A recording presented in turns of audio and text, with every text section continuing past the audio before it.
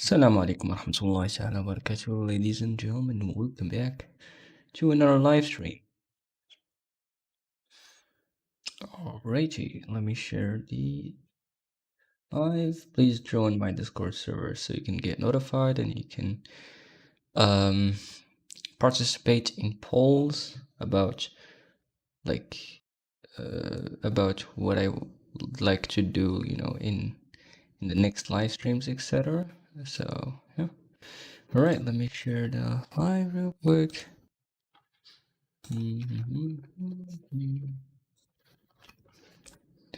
You noticed you actually changed the time I actually live stream. Well, at least for now, since it seems most of you are actually active at this time. And so we're gonna see. And Radwan Karti, welcome to the live stream. Welcome, welcome. How's it going? I'm great.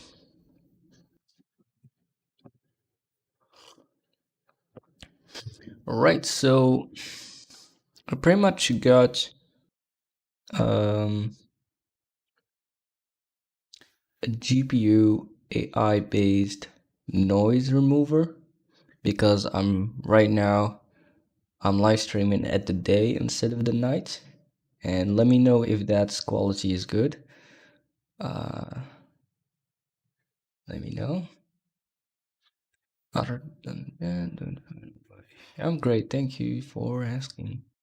Alrighty, I also installed the WSL, so we could try it right now. So basically I have just installed WSL. I made sure some Windows features were on, just so I can show you if you also want to have a similar experience. So I just made sure to enable Windows subsystem for Linux and the Windows hypervisor platform, and also virtual machine platform. You got the point, basically. Other than that, I also installed an extension called WSL from, of course, Microsoft. And I guess we gotta try that out in front of you in VS Code. I did try it before, but I never tried it in VS Code directly, So we're gonna see. All right, pretty cool.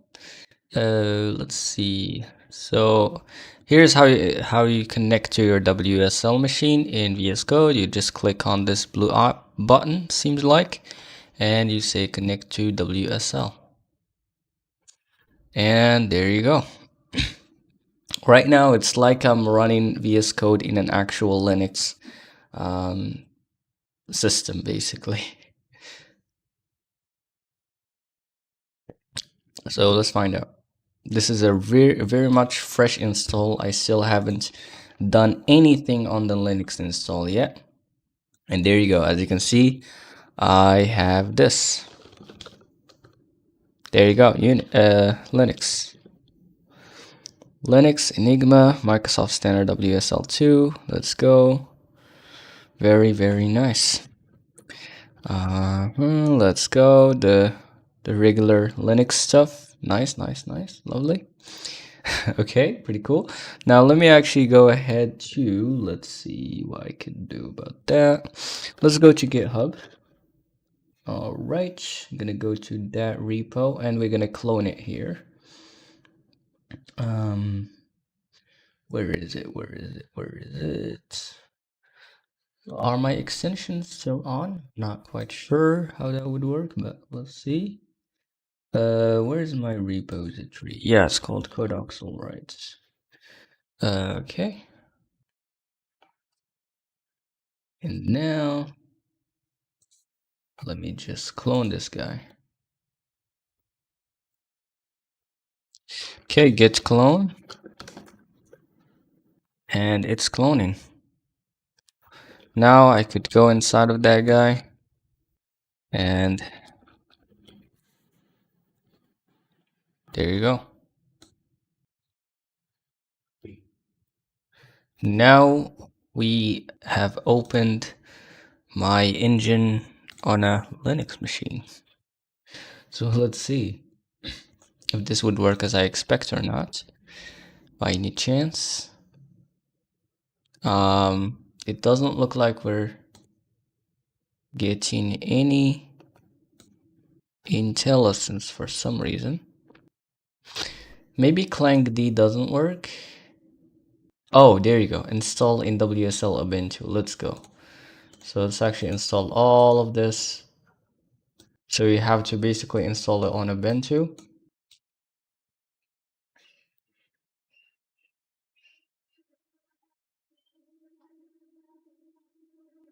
Pretty cool.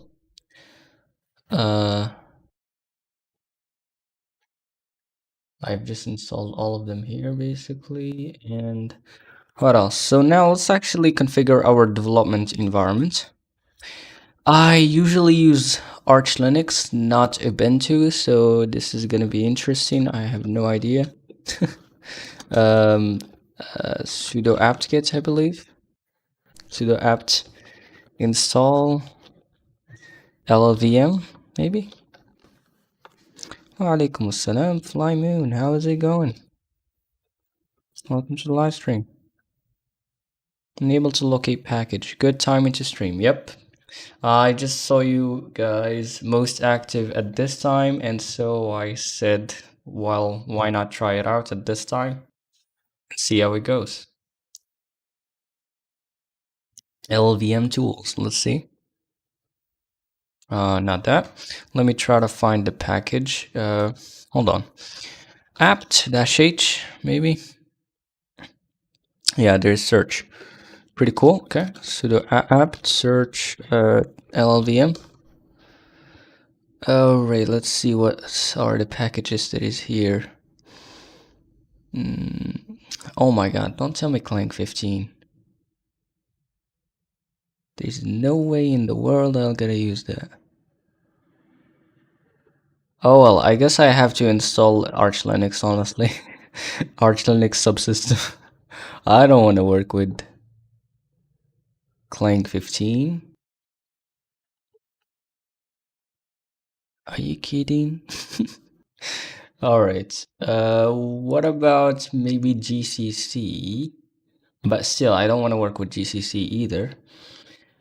Okay, well, can we go ahead and install some other distro? Well, let me see. Let me see if I can. I'd like to install Arch Linux.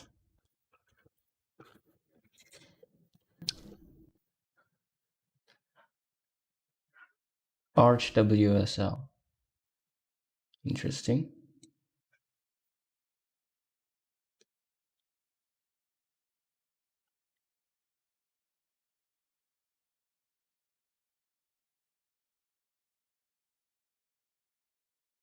Okay, let me try to install this now.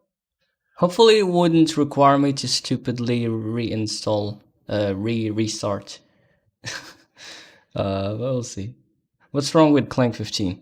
I want to use the latest features, like I want to use the latest standard, C23, and even LLVM 16, like doesn't really go well with C23 either, but at least it works.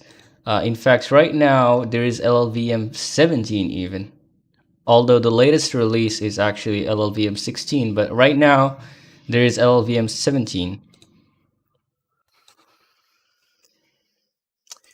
I'd very much like to actually use LLVM 17, but well, I don't think my computer can compile LLVM. I'll see.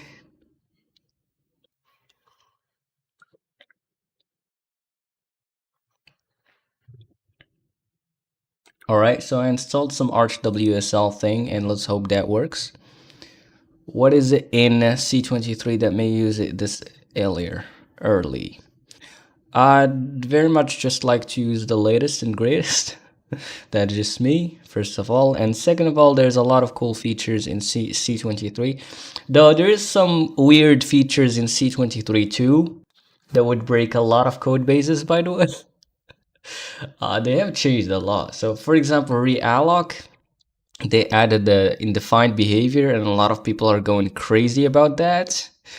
But honestly, I don't care. I just gotta use C23 either ways. Like at some point, you gotta use it anyways. So yeah.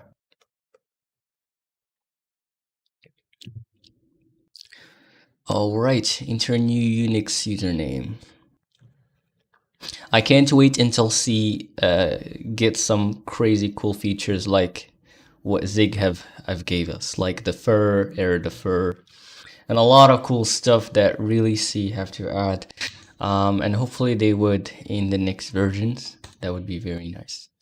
I would be the first adopters of this. But anyway, enter new Unix username. Let's see. All right, sure. Pix She, welcome to the live stream. Thank you for the encouragement. Thanks. Actually, I'm creating my compiler. Lovely. What are you using? Are you using LVM? Or just Spartan programming from scratch?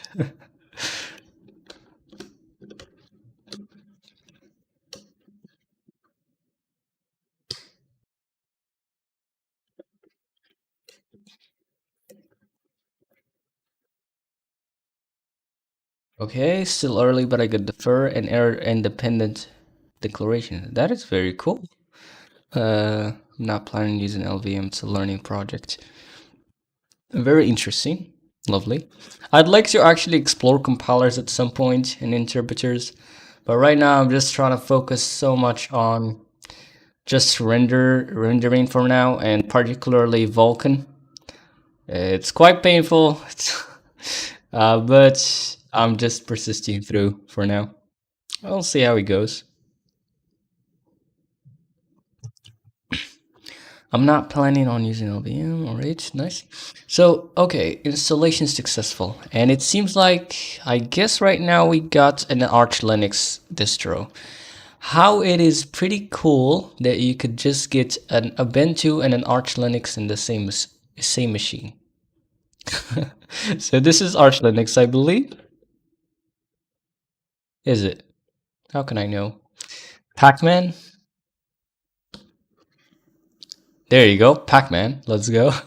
And here, Pac-Man dash, well, not Pac-Man, but here, apt dash dash version. Let's go. So we have Ubuntu and Arch Linux, and I can install whatever other subsystems I want. Sorry, distros I want, and test use them like at the same time with Windows. So that's pretty cool. That's pretty cool. Though of course nothing comes close to an actual, running Linux on your bare metal, but that's what we got for now. All right, so that's pretty cool. All right, let me see if I can actually right now use this. Not sure. Let's just do this and code. I think using LVMIR way better than ASM. Yeah, it is, but I think LVMIR is a bit not easy, not as easy as assembly, I believe. But yeah, that is very true. But he said he's just learning, so that makes sense. You will probably need the server that translates X11 calls to Win32 to get the UI working. I think that the Arch install have possibly added some stuff, but we're gonna see. We're gonna see. I have no idea honestly how it's gonna go, but we'll see. Using distro. Oh, there you go, Arch Linux. Let's go.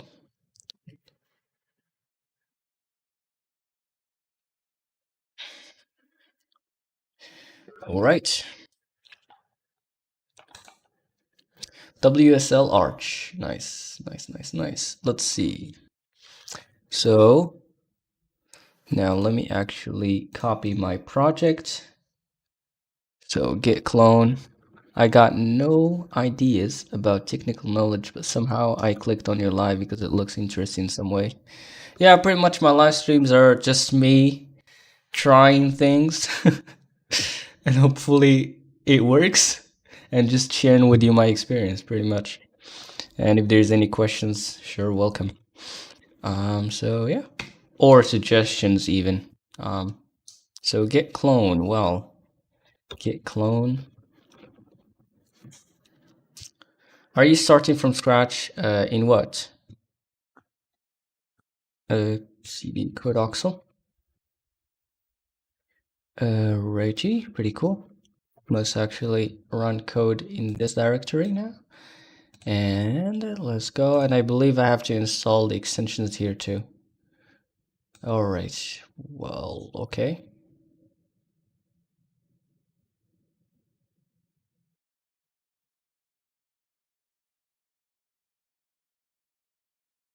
I will create my own simple IR. It's like you tagged Yo-Yo Man 3D, and I was like, I thought you were saying, Yo Man 3D, I'll create my own simple IR. Oh, until I've seen that it is just the tag. It's pretty crazy. Okay, so it seems like GCC is already installed. And Clang, maybe? No. That's for Windows. What? Like a wheelchair. Okay. So, do I have Clang here? No, not found. So, pacman-s, well, sudo pacman-s. Well, what is it called? Clang? Yes. I'm gonna go with LLVM first. Or maybe, in fact, if I have installed Clang, it probably would have pulled LLVM with it, but yeah, anyway. What the? Why LLVM 15? Oh, did I actually update though?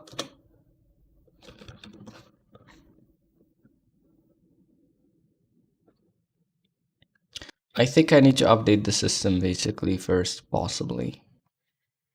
There you go. There's a lot to update.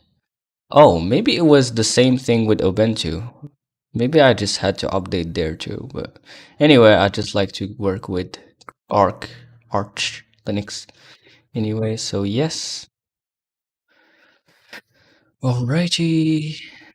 Let's go.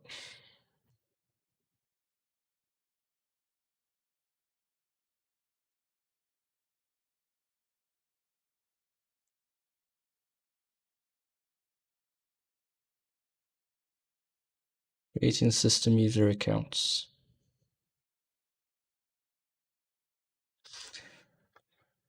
My disk is probably full at this point.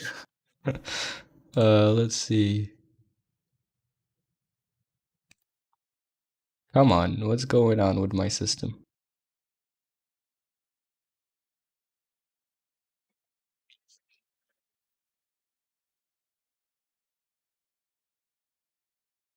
Bruh, what?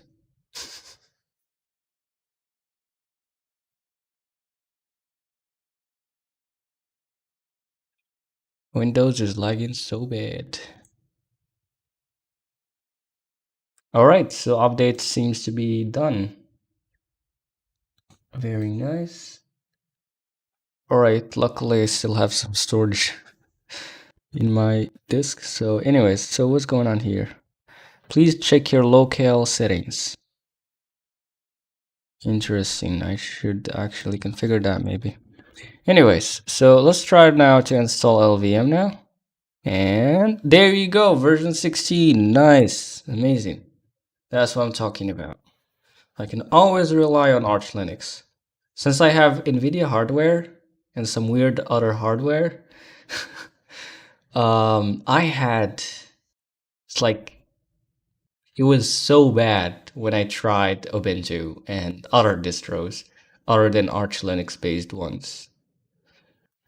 Especially Debian, basically Debian distros were just so bad because they were using like old packages, etc. So it was just not working for my hardware. But Arch Linux just worked pretty much. And yeah. Well, first of all, first I actually, well, in fact, I did try Arch Linux first, but then I found out about Manjaro and I have gone to Manjaro. And at some point, I have gone back again to Arch. But yeah. Pretty cool. Recommended. Okay, sure, why not? Alrighty, let's go. So now we have Clang. Let's try to scan for kits, I believe.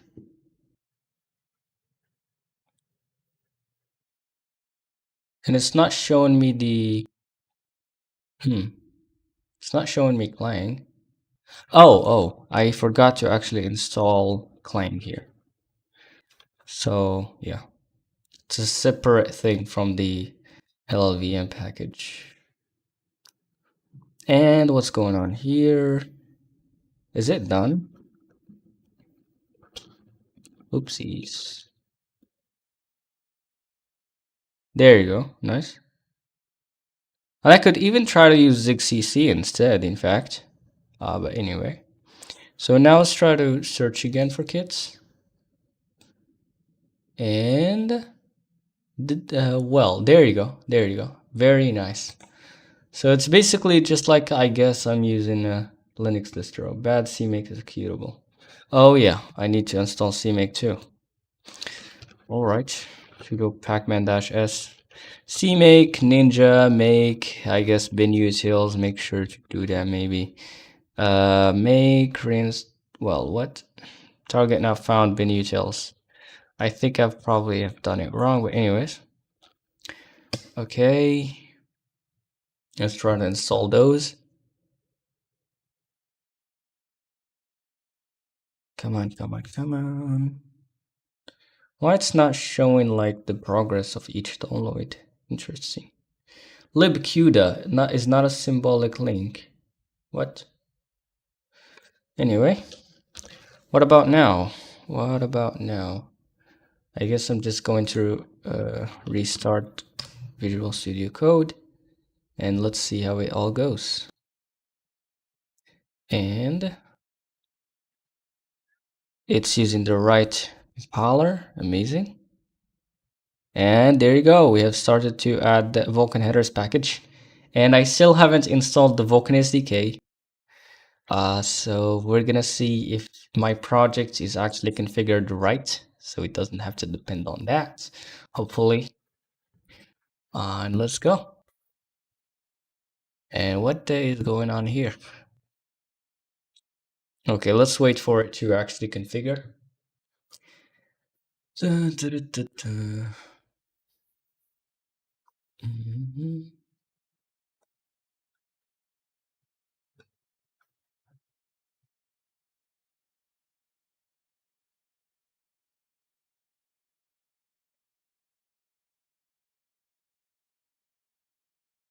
Add in package STL, Vulkan memory allocator, Vulk, GLM.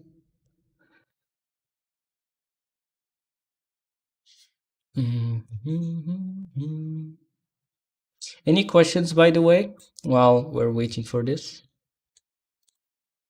Any questions?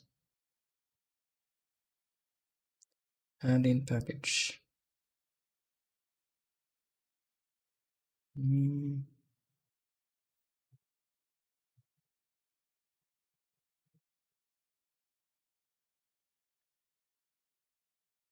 I should probably set that CMake quite variable so it actually shows me the progress, hopefully, of Git stuff. But yeah, configuring project. Interesting. So today what we're gonna do, let's see. So pretty much gotta keep on working on the renderer. That's the most important part, I believe. So far we have basically have got something that is equivalent to OpenGL context in some sense. We got an instance, we got a physical device, we got a surface, a window, we got a device, And we got an allocator, so we don't have to do the allocator stuff ourselves.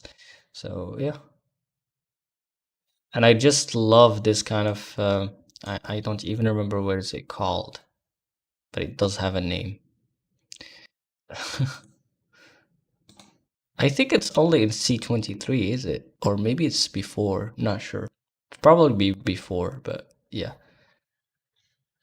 When I was working on C++, I have just missed this feature of just being able to pass in a temporary address to something, just like this. But apparently in C++ you cannot do that because, well, C++ have a lot of complex parts, etc. So with lifetimes and constructors and destructors and lifetime, like, and mutexes and all sorts of craziness. So it seems like there is something blocking them from doing something similar to C, which is interesting. Checking for module jack. Packet jack required by virtual world not found. Could not find X11. Let's go. I have probably to install X11. Interesting. But I'd very much be interested into seeing what's gonna happen when I actually try to like run this. Okay, so let's see. As you can see, it's building SDL currently. And failed loading Codoxel. Codoxel cannot open shared object file, no such file or directory. Where this is coming from? Failed loading Codoxel. I think it's coming from the launcher, right? Let's see. Oh, it's actually called libcodoxel.so in my case, instead of just codoxel.dll in what is it even called in Windows, right? So I guess that's probably the problem. Another thing that I see here is that it didn't put the executable, the launcher, with the actual libraries. So that's probably also a problem there. In fact, that's probably could be the actual problem. But let's see. Let's see what we could do about that. So, failed loading Codoxel. Cannot open shared object file, no such file or directory. I would guess it's coming from here.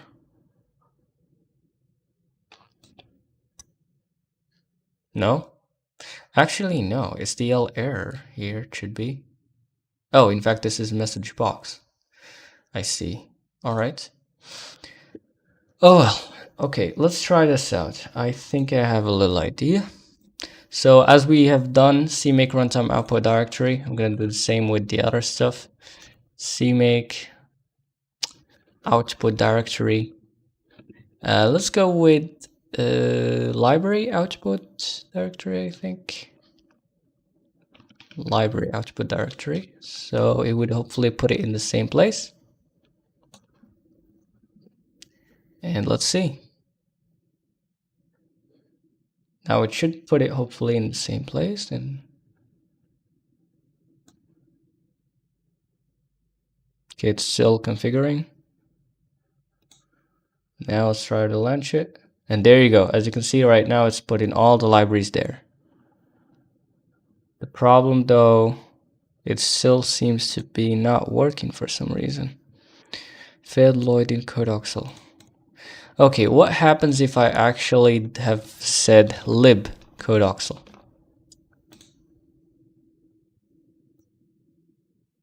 Huh, interesting. Okay, what if I said .so then? Maybe?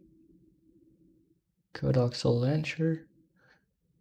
libcodoxel.so.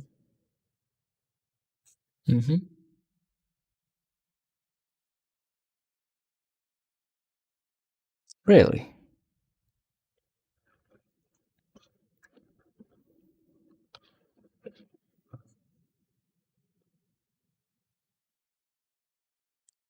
But I have it here.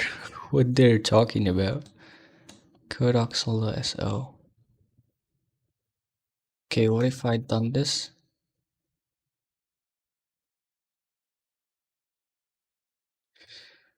Hmm.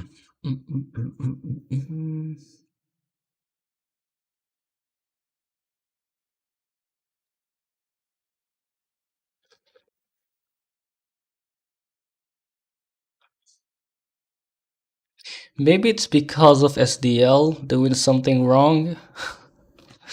That's a good question. Well, I think it's time to show some of my knowledge about Linux. All right, let's go back to our handmade solution and let's see if that would work out. So DLFCN. As you can see right now, I have IntelliSense. I have basically everything, which is very nice. Other than that, yeah, okay. So let's see. Um, For now, though, I'm just going to ignore all of that. I'm just going to say void library is equal to dl open file, and let's say lib codoxel.so. Too few arguments to function call. Yes, rtld lazy and rtld local. All right. Now let's check this up. Well, if not library, then basically p error.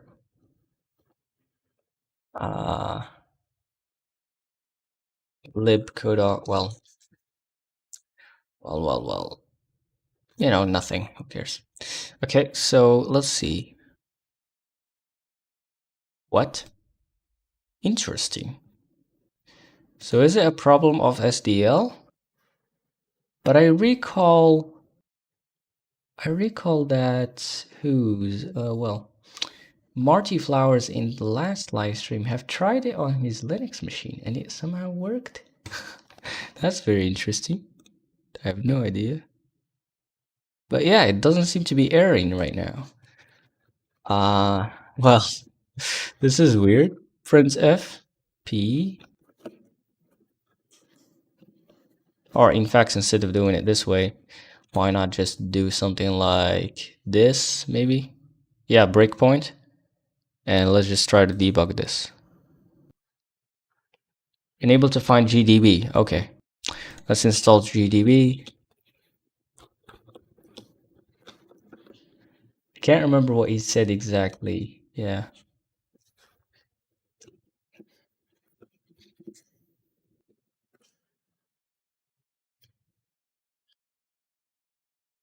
Seems like GDB is maybe using boost libraries. Interesting.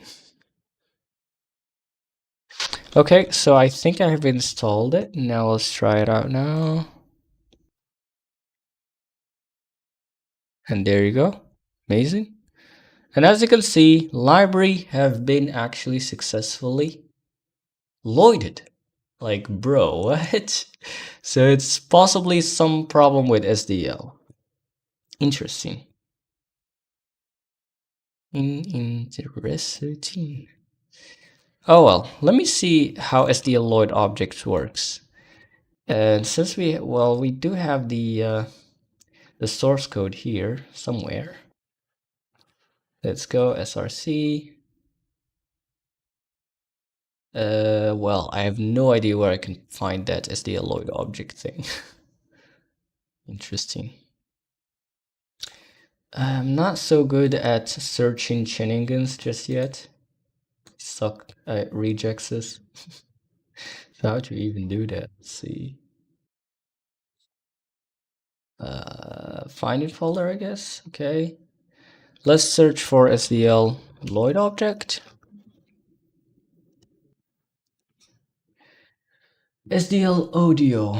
Alright. Well, I'm trying to find a definition though.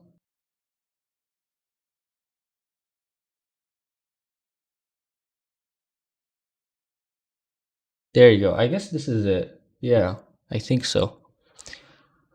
Void handle const char Lloyd error so file. As you can see, it's using DL open, though it's using RTLD now or RTLD local, though it doesn't really make a lot of difference functionally, I guess. Lloyd error, DL error.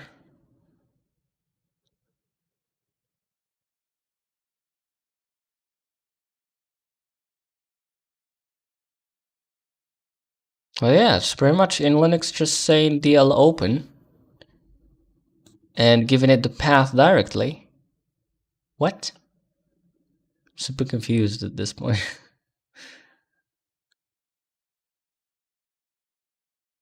Interesting. And as you can see here, it's just using DL SYM, though I'm not sure why it's allocating for some reason. Prepend and underscore for platforms that need that. What? Which platforms does need that? That's interesting.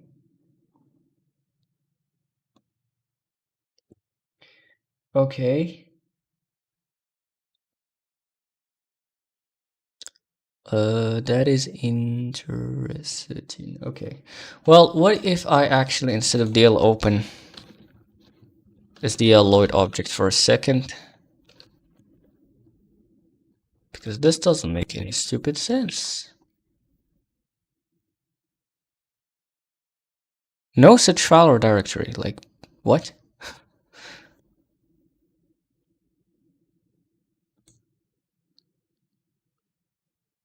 I can't believe this. It's literally the same code. Oh, this is what they're doing in Windows, by the way. Interesting. There you go, Lloyd library. But let's go back to Linux.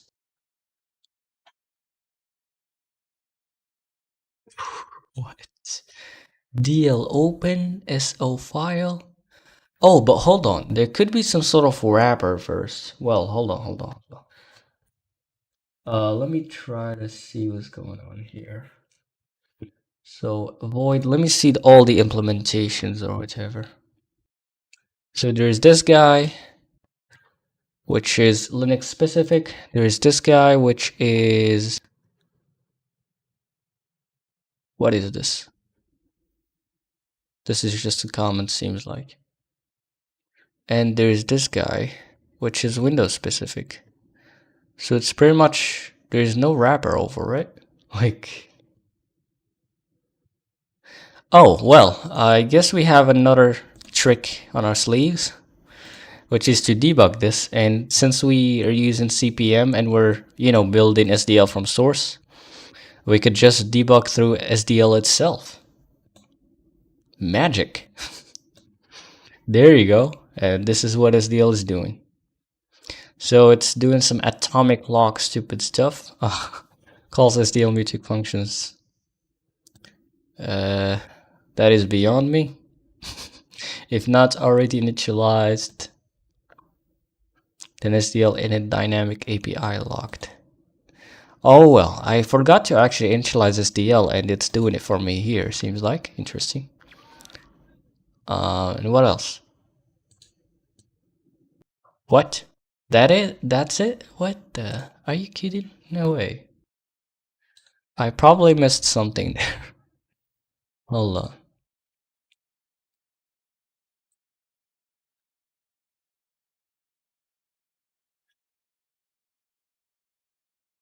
Why it's only showing me this? What?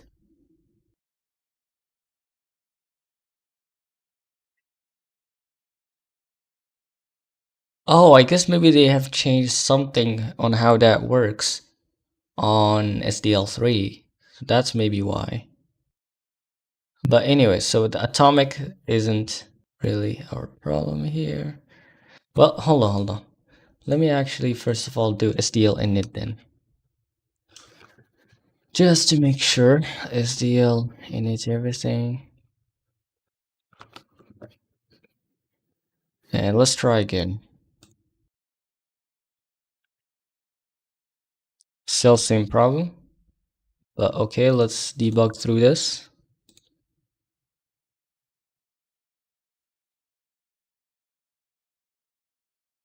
Lloyd object. There you go. Now it seems like it's mapping me directly to where I need to be. As you can see, it's saying DL open. And the handle is null for some reason. No idea why. Although the SO file is literally the same exact thing. Like, how in the world? Oh, but in fact, I am using RTLD lazy though. But they are using RTLD now. Could that be a difference? No idea.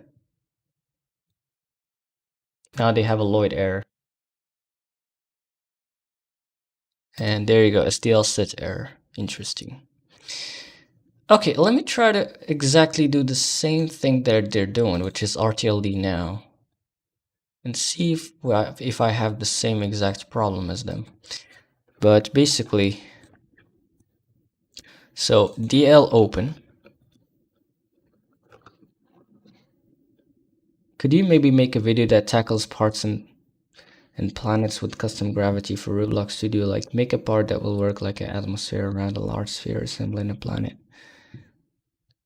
with custom gravity. I think I've already done that, in fact. Yeah, I've probably already done that, although I don't work on Roblox anymore. But I think I've done that. Hold on. Well,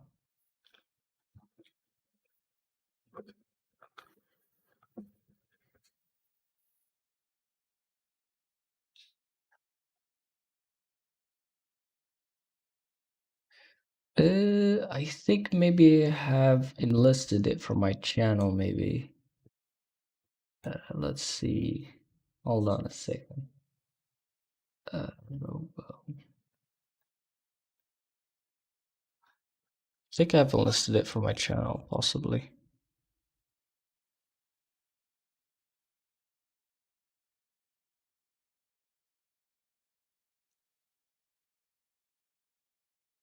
Yeah, I probably did. Alright, hold on. Let me see if I can enlist it. YouTube Studio, okay.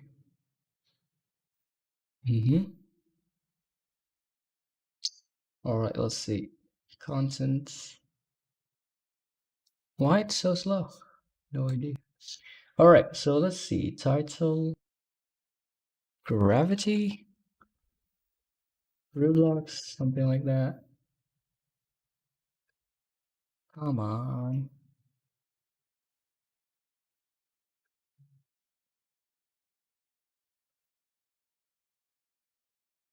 YouTube is super slow.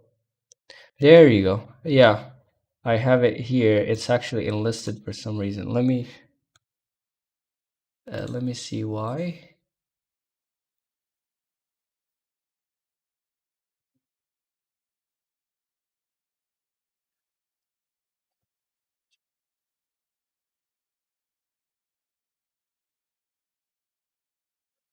Well, actually, there was no need to enlist it. Maybe I just.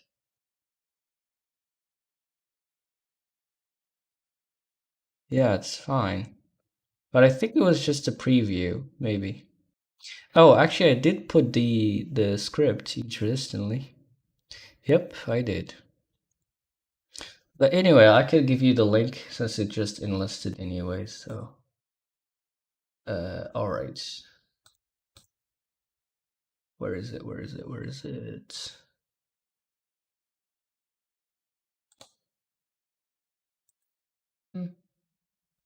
Oh yeah, it's in OBS, my bad. Oh my god, it just reconnected for some reason. Okay, Drock. Oh. Here's the link. Though the video is basically enlisted, so you cannot really search it up. But here's the link. There's a script there, but yeah. But I actually made that a very, very long time ago. Anyways.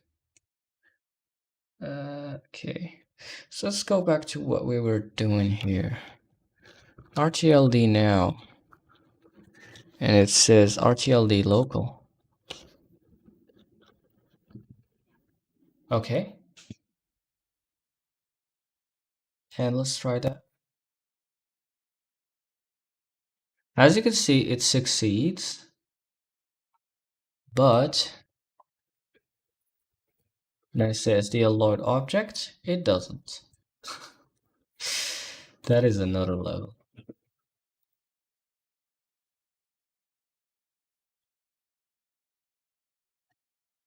I honestly have no idea. So I think I'm just gonna do it myself. Yeah, alright. In fact, honestly, I think for now I'm just gonna link it implicitly to my engine anyways. I'm gonna probably link that implicitly is in CMake, so yeah, it's fine, I guess. Engine create, engine destroy, at least for now. So for some reason, I have no idea how. Basically, the code is exactly the same, but still SDL errors. Like DL open just returns null. No idea. Anyways. I mean, it could possibly be because of that SDL is a DLL. I mean, that is also something. Yeah, like the launcher is actually an executable, and SDL is probably a DLL. And is the DLL the... interesting. Well, hold on a second. SDL source build deps bin lib sdl3.so. It's pretty much in the same place.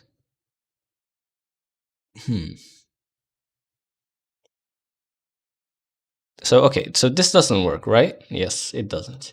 So what happens if I, let's see, have made SDL static or have linked SDL statically? Let's see. So I believe it's SDL3 static or something like that.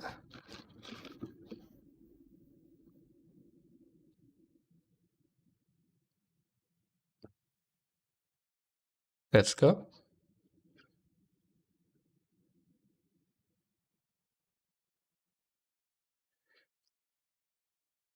No, it couldn't find that. Interestingly. Well, well. I'm not exactly sure. Let's go to deps, SDL source, CMake. Where's CMake? There you go. And let's look up SDL3 static, I guess. Oh, it's actually like this, SDL3 static. Let's see. Not sure why it takes so long in this step. Can you guys spot any problem with that? So configure failed. What? All right, what about this?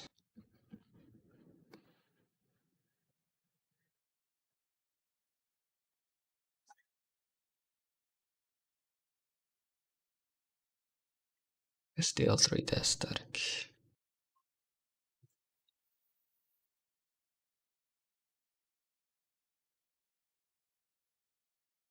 What? What do you mean by file not found? Bruh. Maybe I have to do this?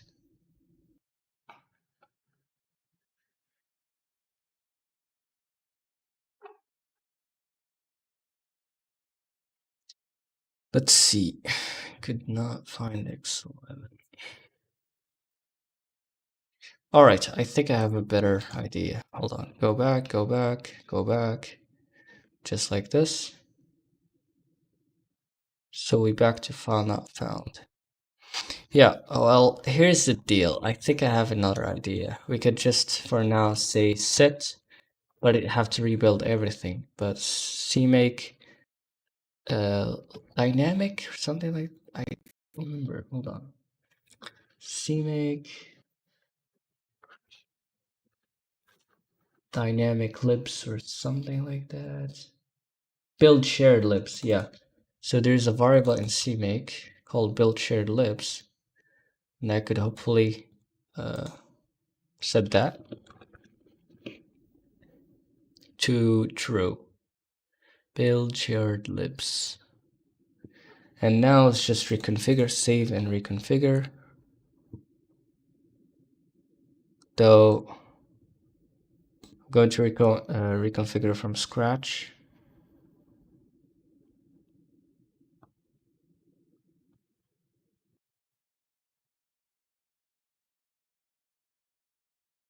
What? That doesn't make any sense.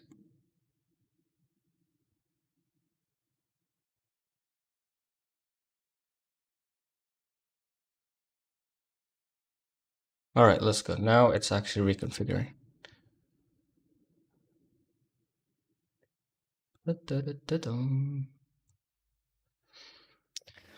Okay, well. I guess we're only gonna support Windows and call it a day. uh,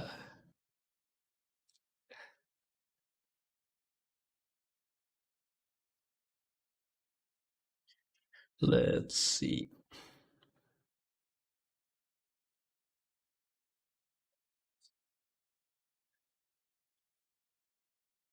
Windows for the win. And use Win32 like a Spartan programmer instead of a steel. That is crazy. Well.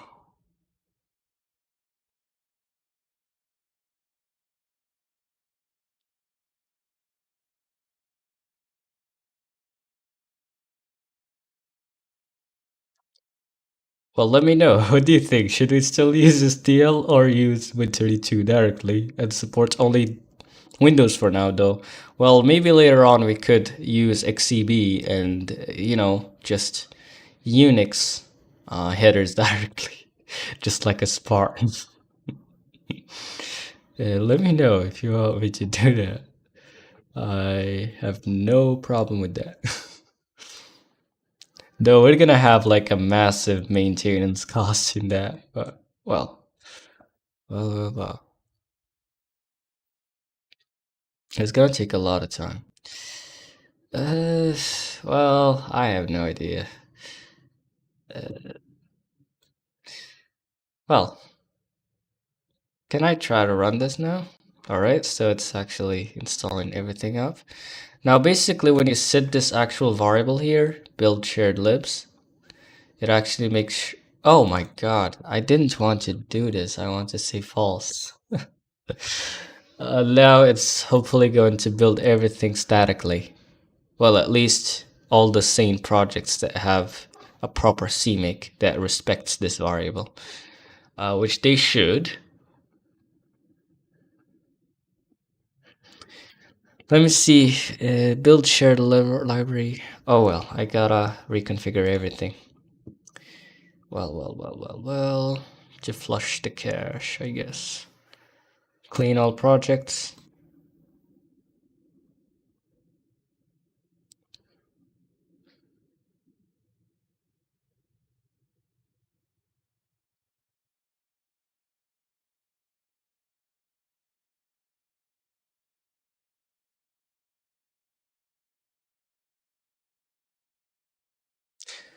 You were playing with GFW first, right? Yes, I did.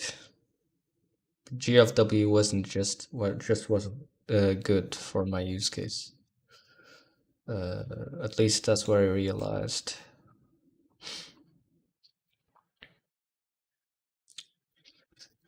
Okay.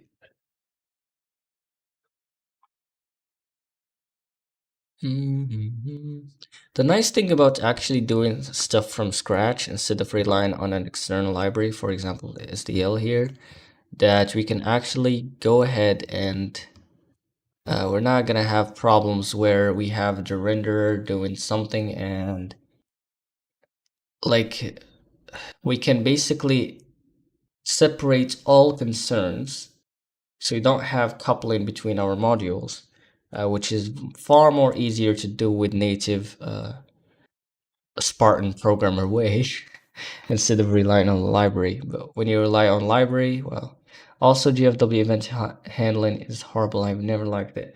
Yeah, it's pretty irritating to have to use callbacks. But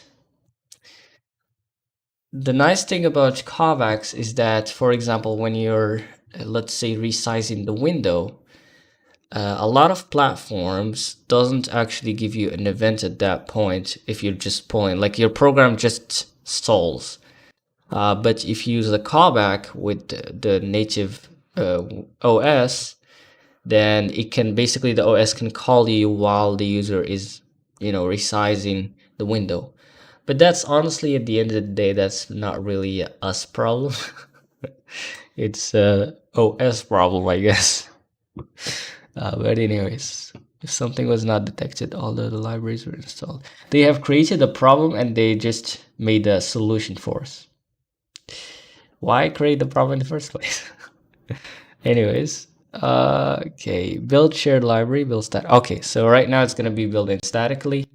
And let's see if it's the problem of dynamically linking. Like, is it the problem of that?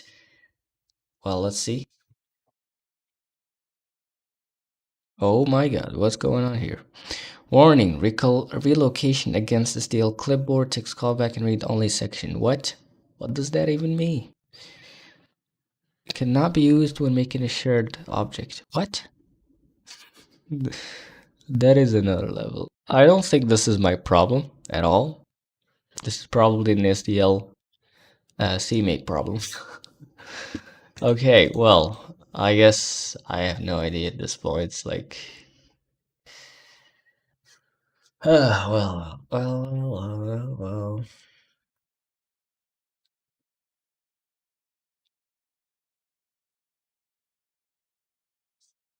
I think I'm gonna use the native stuff.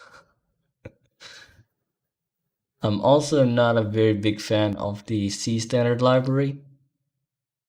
Yeah, let's just focus on Windows now, honestly. This is trash. Like, as I said, being doing cross-platform stuff is just crazy. All right, so let's just go ahead and go back to, well, close remote connection. Win32 is also not that great, but well, at least we have more control. Like the lower you get, the more control you get, basically. But anyways, all right. I guess it's the chance for you guys, and it's time to actually, and also for me to learn more. But it's time to learn some Win32 API. Okay, let's see. And we also don't have to even rely on the standard library, which also so bad. We can just create our own stuff from scratch now. The programmer's Spartan way. Okay, let's go. Alrighty, so let's see. Open recent, cdev Codoxel. Yeah, we're back into Windows.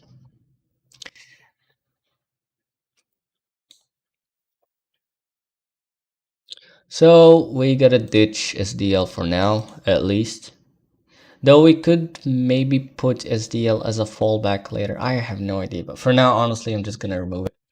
Yeah, I'm just gonna focus on one platform, call it a day. So yeah.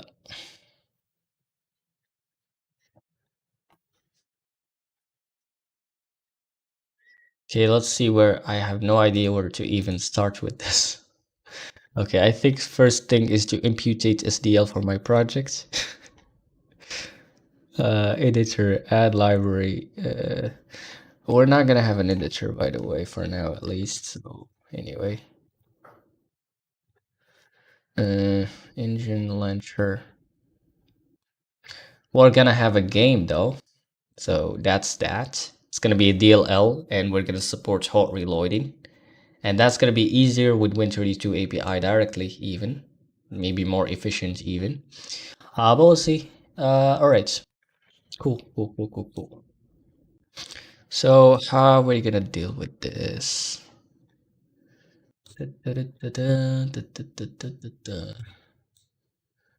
So remove SDL. Oh well, I'm gonna miss SDL trigger breakpoint. Anyway, we could just do it using applying stuff directly. Anyway, so CGLM Nord.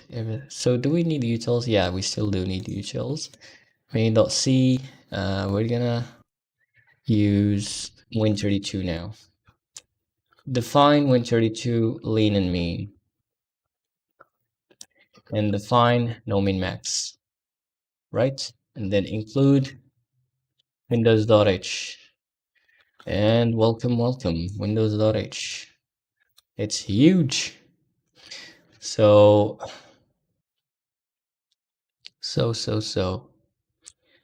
Oh well, oh well, oh well, oh well.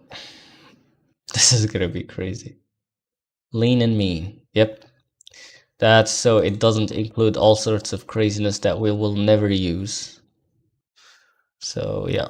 And there's also no min max, which always trip up a lot of projects. That's a macro. So include Windows, okay. Include engine.h. DLL export. Now I don't have to do this weird stuff, at least for now. Just gonna focus on Windows. Ready. DLL export, engine create, engine destroy. Render.h. Oh well, this is gonna be crazy. Since we're relying heavily on SDL here. Interesting. SDL3. Oh well, I don't even know where to start at this point. Well, Volk. Steel window. This is gonna be an HWND. And for that, you gotta actually include Win32.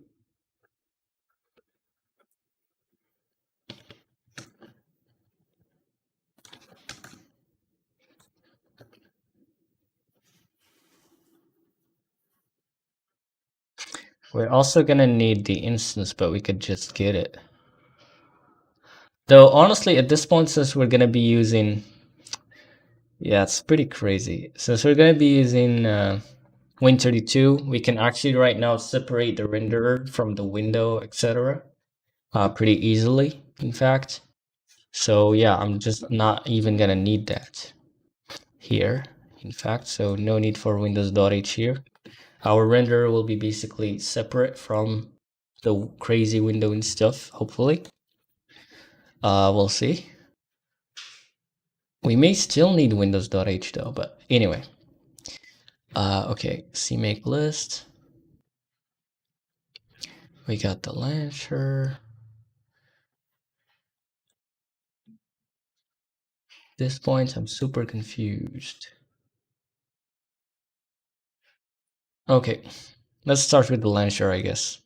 So it's basically Lloyd, SDL Lloyd object. It's basically right now Lloyd library. Codoxel. And should I add .dll maybe? I don't think I do. So anyway, if not library, well, not SDL. Let's see, Win32. Yeah, it's get last error, right? And basically I have to pass this through some stupid format. I remember, hold on. So Win32 format error or something like that. Format message.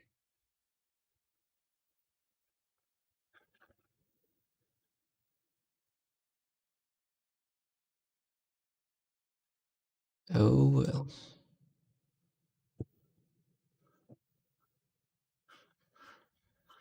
What is this? I'm just trying to get a message for an error, bro. I don't want to start a nuclear reactor. Why it have to be this crazy? If the function succeeds, the return value is the number of t-chars stored in the output buffer. Examples, thankfully. As you can see, to obtain error message strings for the system error codes. Rocket science, yeah. You need rocket science just to print a stupid error from a status code. Get last error for an example. Return by get last error. Okay, see retrieving the last error code. Where this is gonna give me. Where this is gonna lead to. Alright, nice.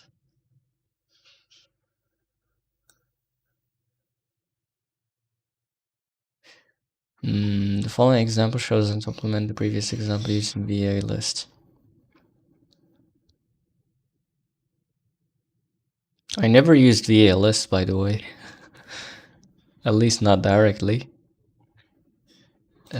So retrieving the last error code. When many system functions fail.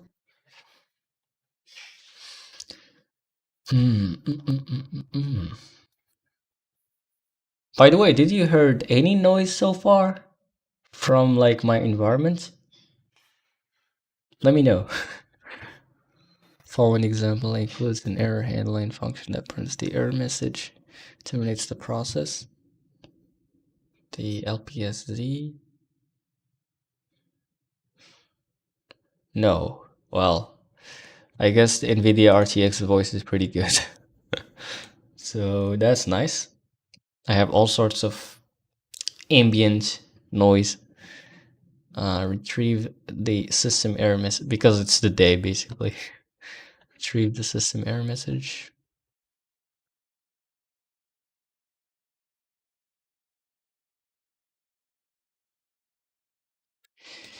I don't know, man.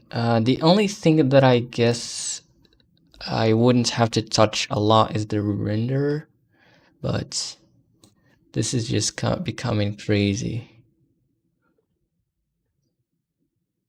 Well.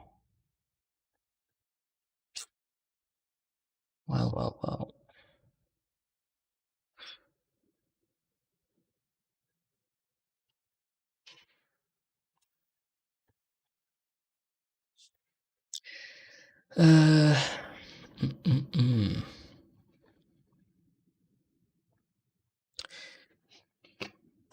You know what? I think I'm gonna try to work on it in a separate folder, and then try to basically patch up what I have here. Yeah, pretty much. Let's see. Let's see how it goes. So I don't have to basically remove everything from now. I'm just gonna leave the original projects as it was, and we're just going to experiment with Win32 directly, basically. First of all, and then we'll see. So discard all 5 files, yes. So yeah, this is why you need to use Git. But anyways, so go back to make their Codoxel 2. Codoxel 2. Alrighty, code.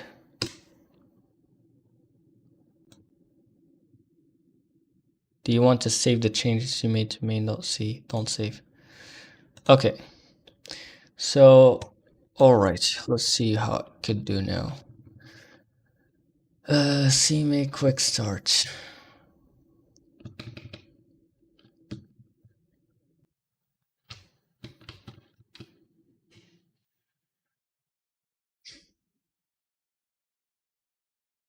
Search for CMake list on this computer. No.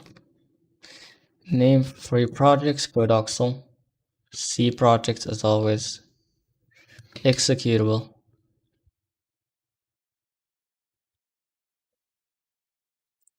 Alright. Include CPAC. Remove this stupid stuff. Hello, Marty Flowers. How's it going? Hello. Welcome to the live stream. Glad to see you again. By the way, let me know, how did it actually work for you on Linux? It actually did work on my WSL Linux machine, or well, not machine, but virtual machine. CMake dash version 3.27.4. By the way, we're gonna be using Win32 and XCB instead of SDL because we had some stupid problems. Yesterday when I tried it, all it did was print that on the console. I have no idea. So it worked for you, but it didn't work for me for some reason.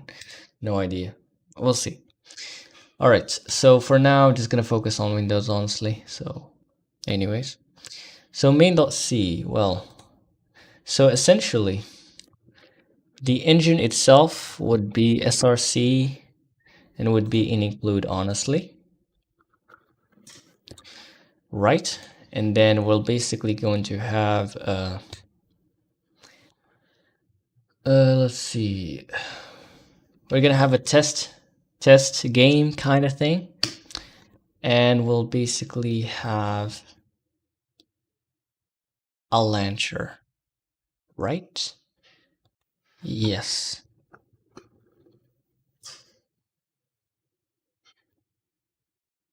And that's pretty much it, what we're gonna have. Basically 3 targets. 2 libraries, which are the engine and the test game, and then a launcher, which is the actual executable. Okay, cool. So add executable, project name.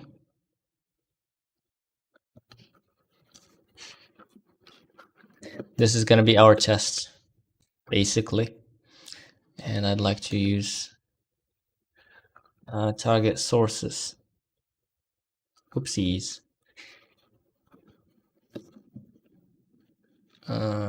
Project name main.c. Private. What's going on? Oopsies. Okay, great. Other than that, we're going to create a library now. And this library would basically be the actual engine. And this would be private. And here in src, we're going to put engine.c. Alrighty. So private engine.c.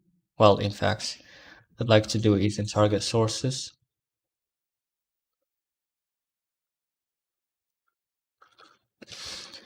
Okay, private engine.c. So you guys gotta learn some Win32 and also gotta learn a bit more. And the nice thing though about using this kind of Spartan method is that you get more control, and so you can reconsider, like you don't even have to use the standard library anymore. You could just use window, like you could basically redesign everything yourself, which is pretty interesting. I guess we're gonna make Zig standard library in C, as you gonna see. We'll see how that goes. Anyways, so add library, private CMake error. Oh no, not this. This is gonna be, well, nothing, pretty much. Well, it's gonna be dynamic, isn't it? You do it like this or what? Don't remember.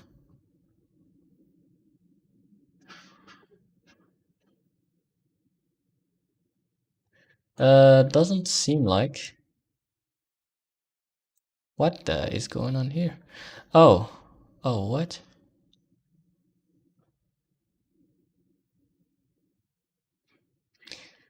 Target sources, project name.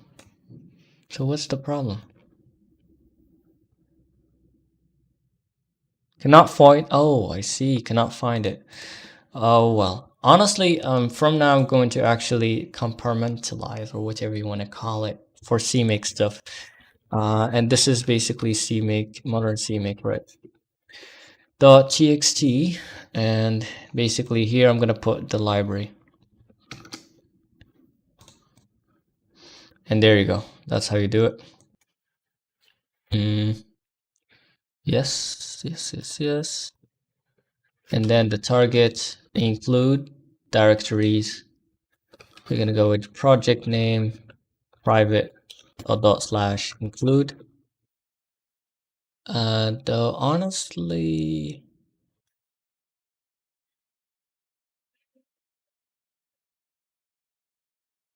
well, well. What about maybe engine folder or something?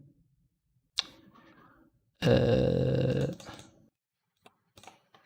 have src there, and have include there, and have the CMake list here, pretty much. And so this would be src / engine, and this would be include, basically. Alrighty, makes sense, I guess. And that's pretty much it for that one, I think, for now. And now this guy would go to test src folder include. New file, is it? Actually here. CMake list .txt.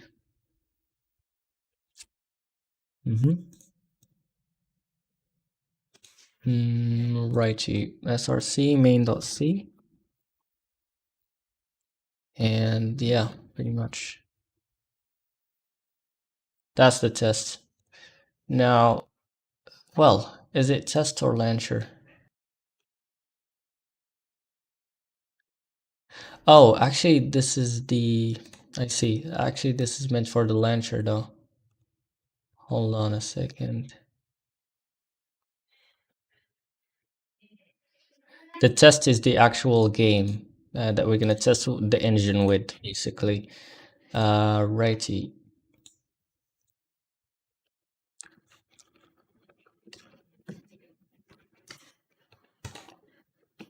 Yesterday when I tried it out, all right. Library. Okay. Now this would be, well, hold on. This is the launcher, right? And the launcher. Okay. That's the launcher. Now add library. Project name. This is gonna be test. Okay. And target sources would be this. Private src / oh well, new folder src. Not sure about if it's gonna have any includes though. In fact, the launcher, for example, doesn't need any includes, though for the game, not entirely sure. But anyways, src main.c. So configure failed. Would you like to attempt to configure with the CMake debugger?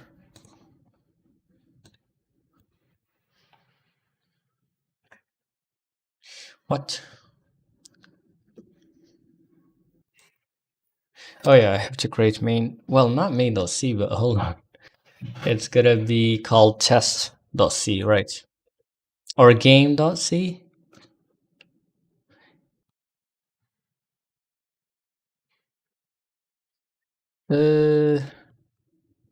Actually, let's call it game. Let's call it game instead of test. And so here you're gonna have game.c. Oopsies, not that. Rename. Let's go.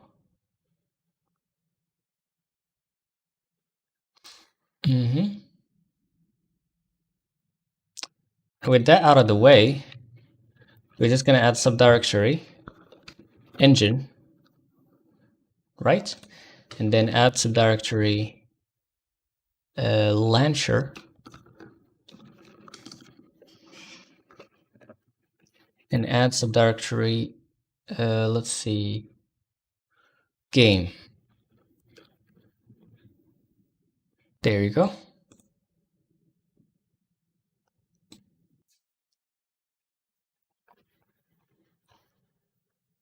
No sources given to target Codoxel test. Yeah, let's go here. This is gonna be game, basically, and game. And in fact, here's one little thing that we're gonna do. If project top level or something like that, yeah, project is top level, then we're gonna actually add this subdirectory. Otherwise, we're not gonna do that. Why? Too simply, unless if you're developing the engine itself inside of this repo as your top level, then we're gonna add the game, which is basically a test bed for our engine. Otherwise, it wouldn't be added to your targets, essentially. So yeah, if project is top level, engine launcher. Okay, pretty cool stuff, I guess. So CMake errors at no source given to game. So game.c, game private src / game.c, and there you go. Clear output. And that's very nice.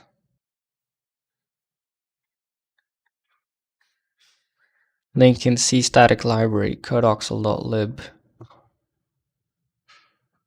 Oh yeah, so now in our launcher, where is the launcher?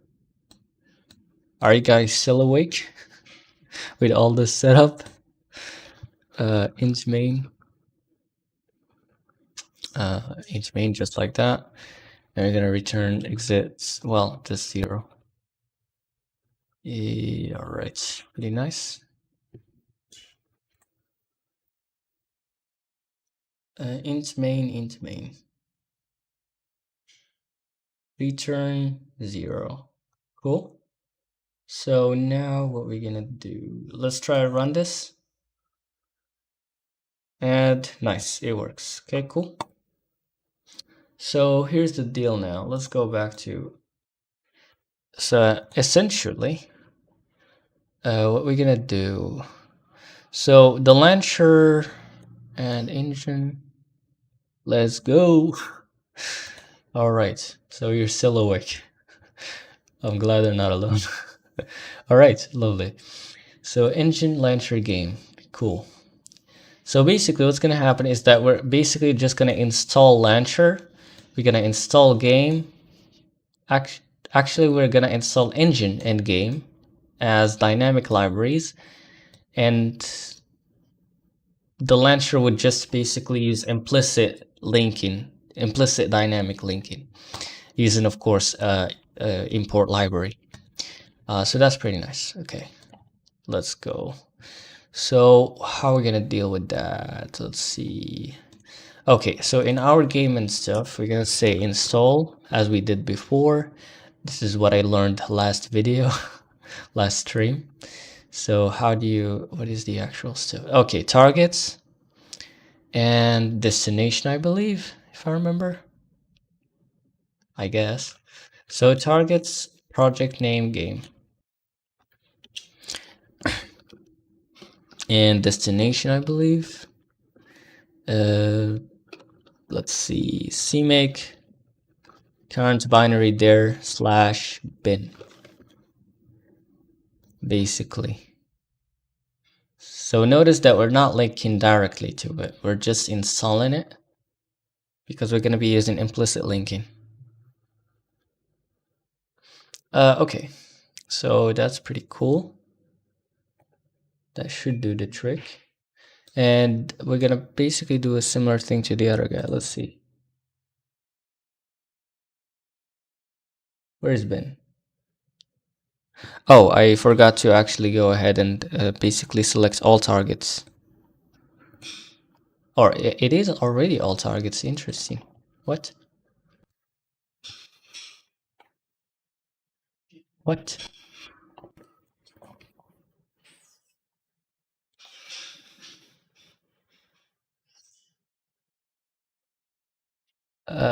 All right, there you go. It's actually have installed it, but it didn't put it in the place where I wanted, I guess, isn't it? I'm gonna try it from scratch. I mean, reconfigure it.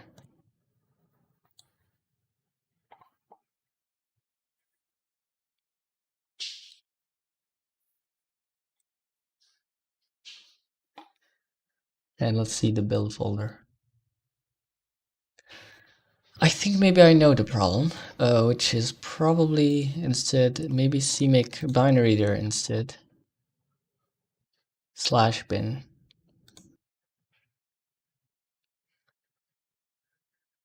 What?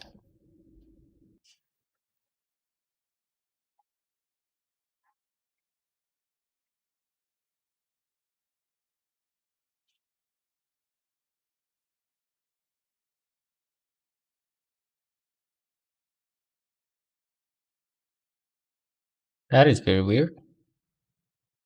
What if I don't do this? Interesting. Oh well, anyway. So let's just do it for now. Game.c, main.c, cmake list, engine. Engine, a similar thing, but of course I gotta make sure that it is project name only.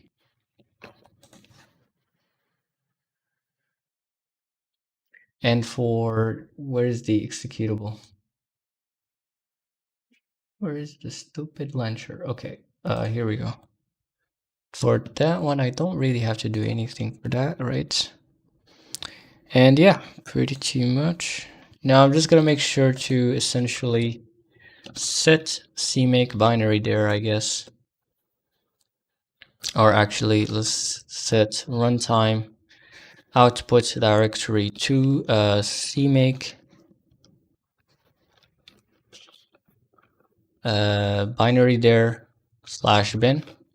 And I'm gonna do the same thing for libraries, just so I make sure they are on the same folder. And let's try now. We have Codoxel launcher, but for whatever reason, it is not installing those special targets.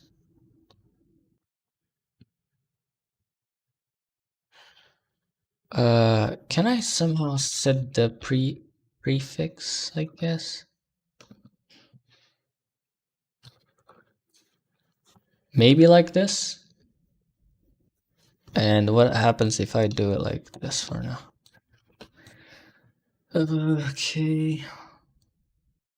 Well, though this would of course be the case if we are on the top level, but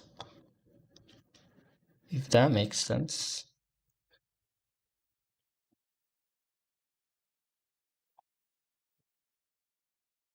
But honestly, I don't know. Let's see. It's still trying to install it there. Hold on.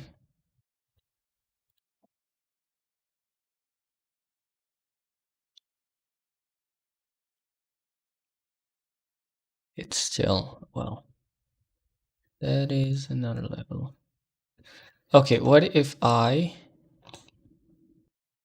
done this?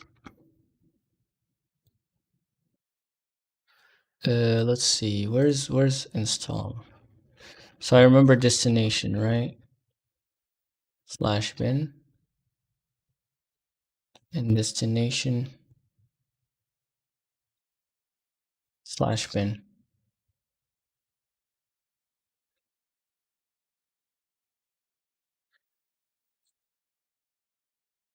There you go. Okay, so right now we have all of them where we want them.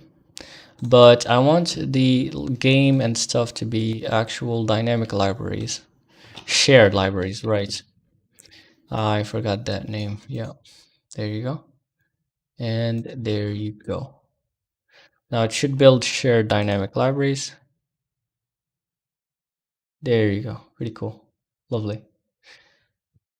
So I'm just gonna clear this up a bit for now, since we have set it up.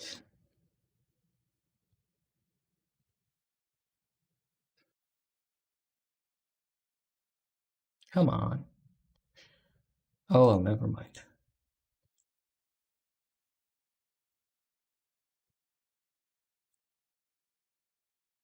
Okay, now it should be ready, hopefully.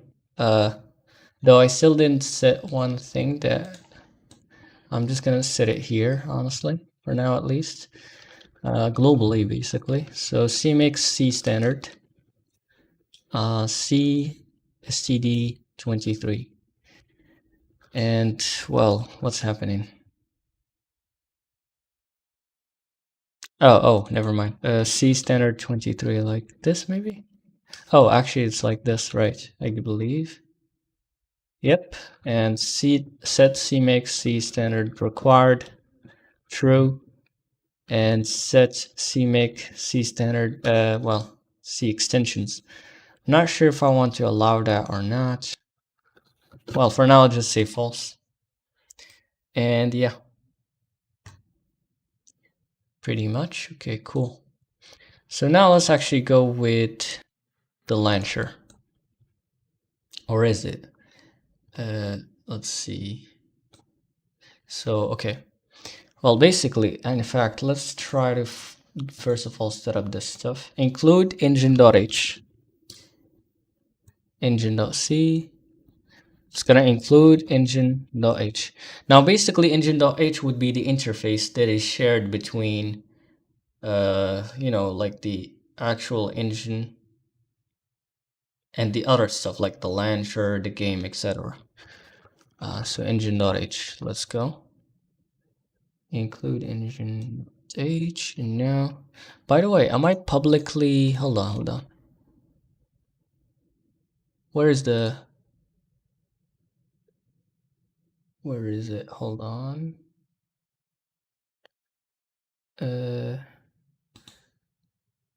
Well, I think the game would also need the include, maybe, I'm not sure, we'll see. In fact, no, it wouldn't, right? So let's see, where is it? I'm super confused at this point. Game, there you go. All right, so yeah, in fact, this should be public. So whoever, let's say, links to, although it doesn't really matter, honestly.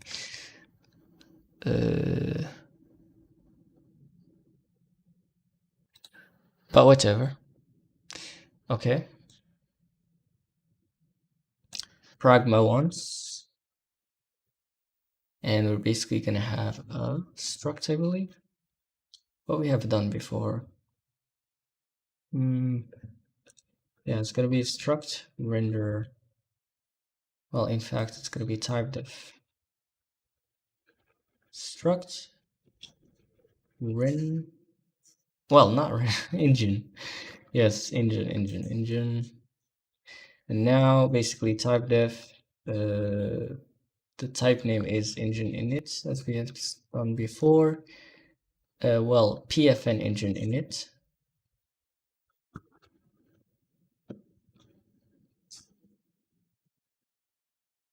Actually, let's go with create, just like how Vulkan does it, kind of. And yeah, engine create. And what this gonna get? Actually, it should be like this, right? Yeah, it should be like this. And essentially like this for now. Though we could have like a type def enum engine error or result, just like how Vulkan does it. Engine result, engine create, and then type, well, create info, I guess. Type def engine creates info. Oopsies.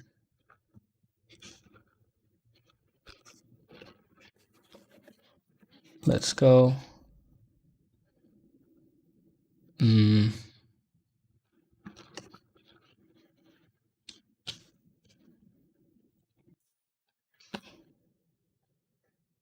What's happening?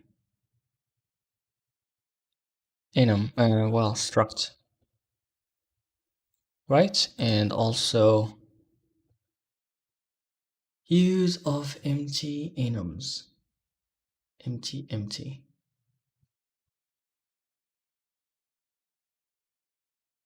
Well, we're gonna have at least success though.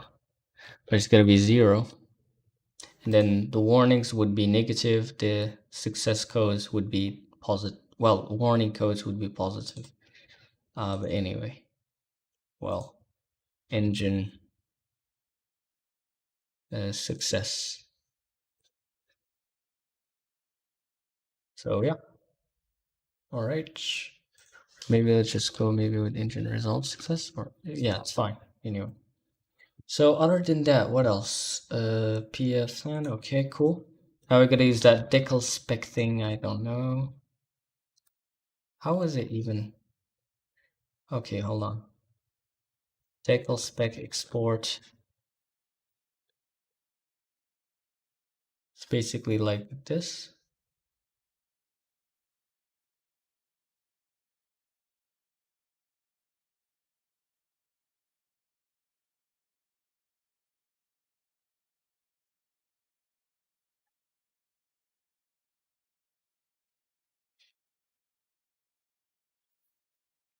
Define DLL export. DLL export, and then we could basically say, what is that cdecal thing?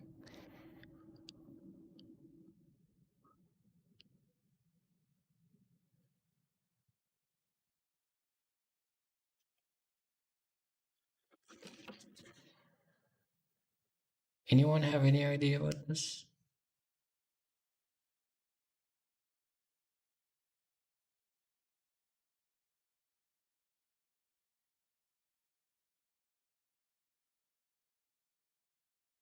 Microsoft specific.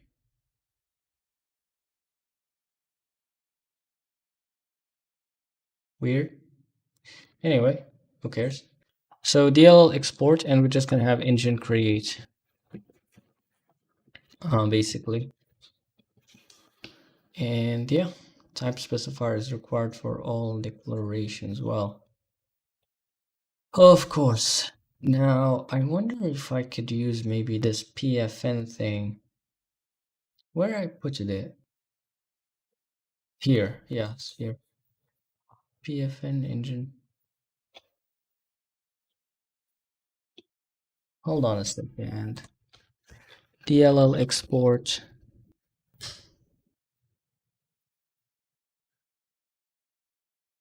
What? Hold on, let me see. DLL. How to DLL export using a type deft function type. Let's see.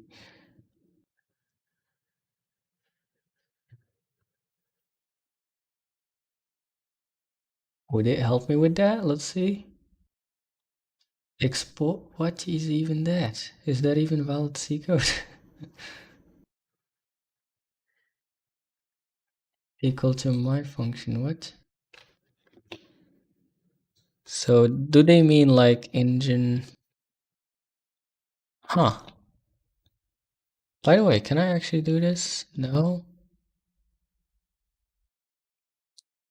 Not sure. Anyway, for now, let's just leave it as it is.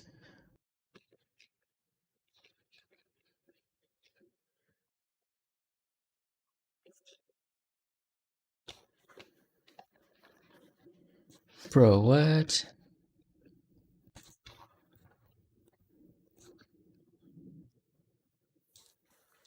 Shouldn't the engine create just return engine error? I thought maybe I was missing it, but there you go. Though what I really want right now is to actually basically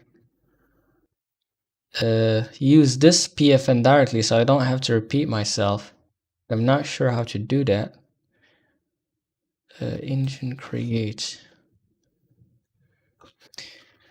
Well, no idea. Anyway, how to export.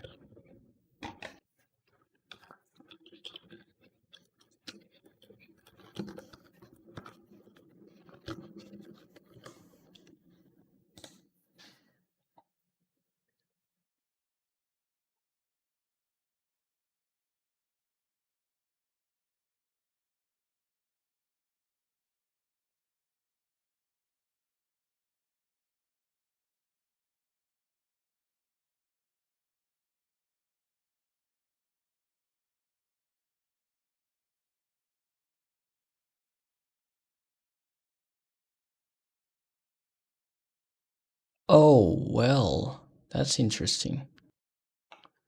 I see. Well, gotta do this. I see what he's talking about. I have no idea how this even worked before. But basically this should be like engine, what it was? API, right? So engine API, I guess.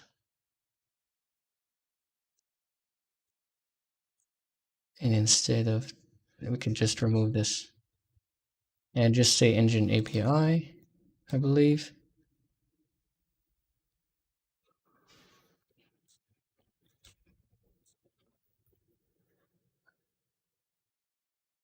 Oh, that should be like, not sure how I'm gonna do that. Library code. No idea. Well, engine import or what? Export.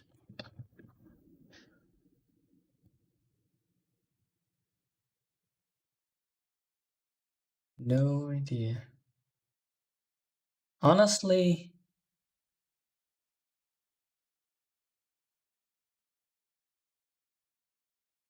let's see. Well, I think I'm just gonna use dynamic implicit linking for now, at least. Just to keep things very, very simple, since I don't have a lot of experience with this. So anyways, let's keep it simple. Right. Engine results, engine create info. We don't even need this anymore now.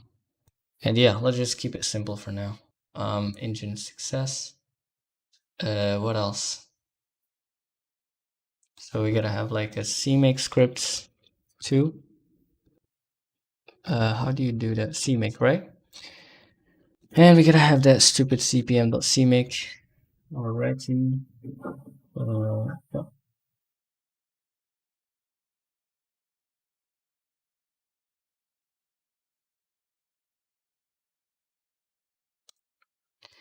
All right. So let's go to CPM.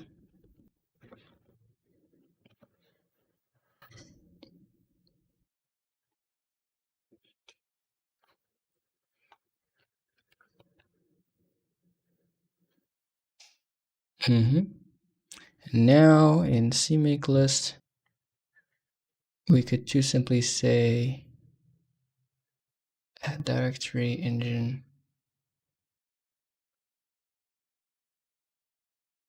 I mean,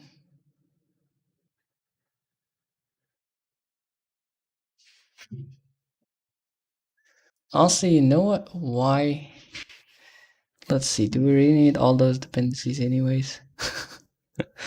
Anyway, let's just ignore that for now. Let's just ignore that. For now, I have no idea. We'll see. Okay, whatever.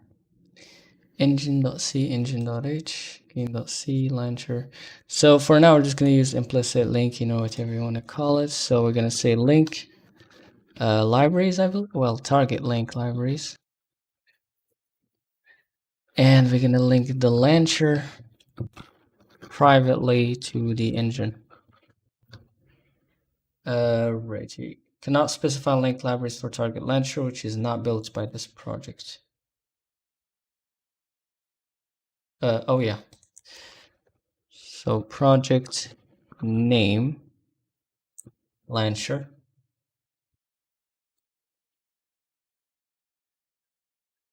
Could not open engine.lib. No such file or directory. So for now, we're not going to be using install for the engine itself, but for the game we do still want that for hot reloading. But for the engine, it doesn't really honestly matter that much. Let's see. No such file or directory. What? Oh my god, my bad. So this should be like project name. Okay, pretty cool. Now what? Yeah, right now we have access to the engine directly. Not ideal, but fine. Engine.c, engine.h, game.c, main.c. Okay. So here we're basically gonna include engine.h, and in fact, yeah, pretty much. And we're just essentially gonna say engine create. So engine, and then engine create. And here we're basically gonna give it to the engine create info. Well, gonna do it like this, I believe. Well, just like that, and like this, and like this.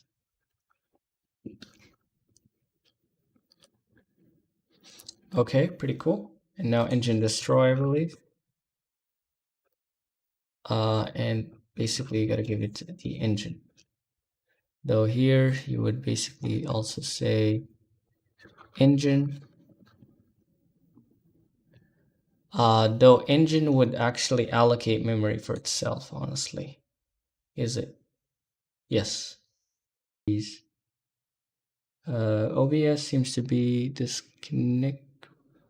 Okay, reconnection successful. Let's go. All right, so that's the engine create function. Now engine void engine destroy, I believe. Oh well, engine destroy, and then you're basically gonna give engine like this. Alrighty, so yeah, engine create, engine destroy. Pretty cool. So this should work now. Where is it? Launcher. Engine create, engine destroy. But of course, as you'll see, it's going to say in defined symbols, since we have to define it now. So engine.c. Now let's basically go ahead and say this engine results. Okay. And let's do it like this. Non-void function does not return a value. Oh yeah, it's going to return engine success. And engine destroy would to simply destroy the stuff. For now, it's gonna use malloc, but well, not malloc. We're gonna use win32 malloc. And this is the good time to actually create some memory subsystem for our engine, essentially. So we're gonna say new memory.h. Yes. And src memory.c. Now for memory.h, we're gonna go ahead and say, well, I'm not sure yet how I'd like to go with this. Okay, let's actually create a struct allocator, okay? This is gonna be fun. Type def allocator. Type def requires an, well. And let's go. Now for the allocator. In fact, you know what? I'm gonna do one thing. I'm gonna use something. Hold on. I have a little idea. I'm gonna be going with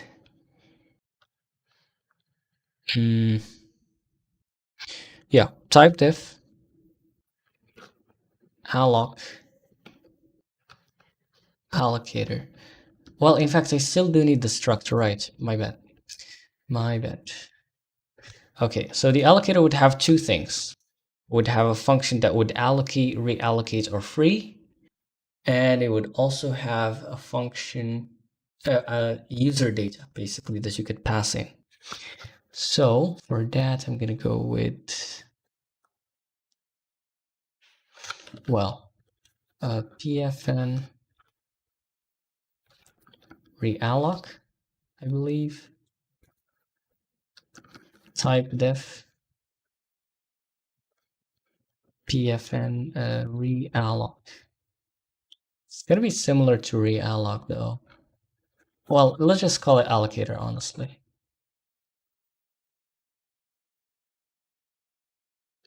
By the way, hold on a second. pfn. Just want to see something real quick. Okay, never mind. See.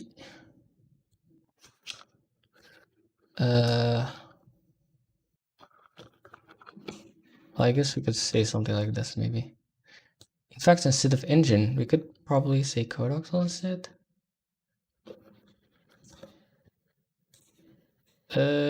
Well, actually,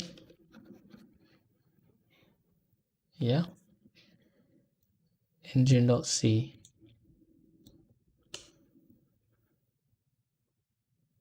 There you go. There you go. Memory.c, game.c, main.c. And that's gotta be cdxl, engine create.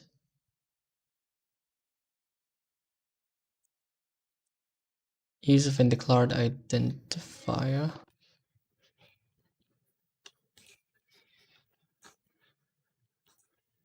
Engine destroy, okay, cool. And cdxl engine, please.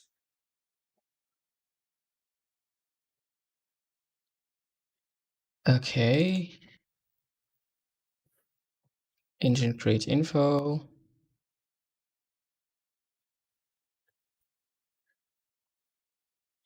There you go. That's what I'm talking about. Okay, nice. What else now? We're gonna be using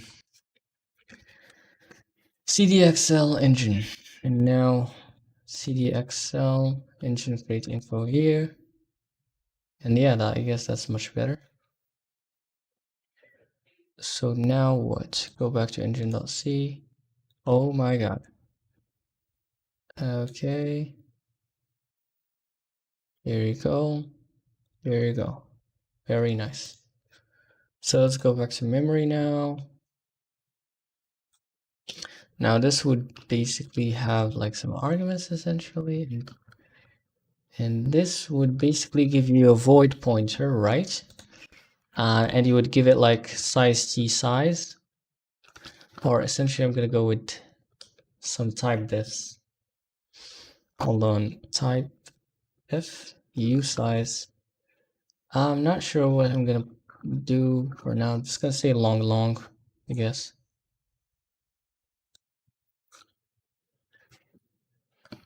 If you're coming from Zig, you'll appreciate this.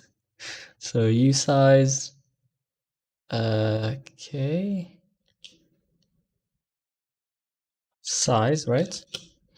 And you also have, well, also PTR, right?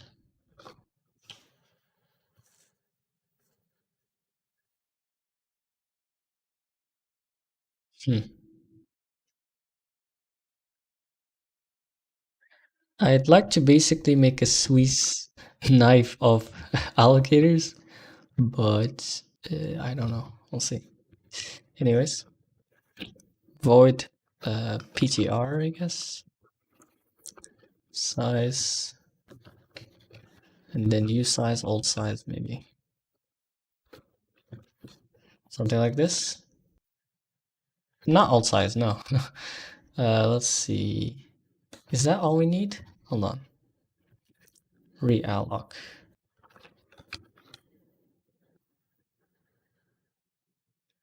Yeah, just PTR and size, right? Interesting. Okay, I believe that's pretty much it for that one. Now we're just gonna have PFN allocator or allocate. Yeah.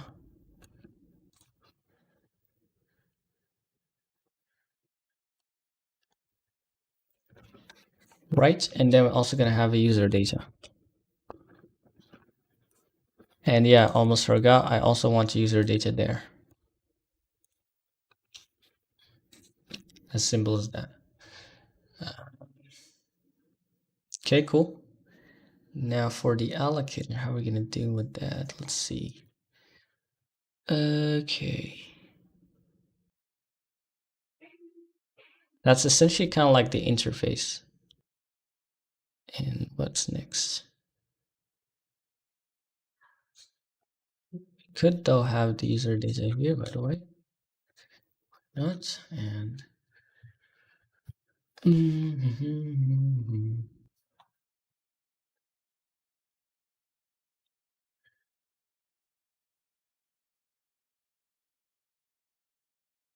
okay. So I guess we could have like CDXL. What I wanted. Hold on. Wait. Yeah, it's gotta return this. Well, a result, right? Engine result, I think. Engine result. It's gonna be a system allocator. Well, what I'm gonna call it, CDXL system allocator or create system allocator in known type name CDXL engine result.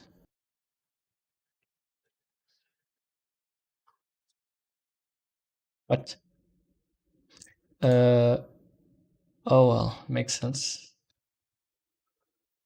Include. Well, I'm gonna have like some sort of utils.h, right? Where basically you'll have, for example, this guy.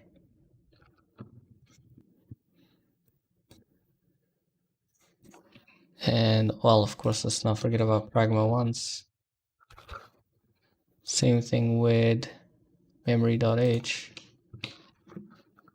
pragma once, and engine.h, pragma once, okay. And of course, we gotta include utils now. Include utils.h.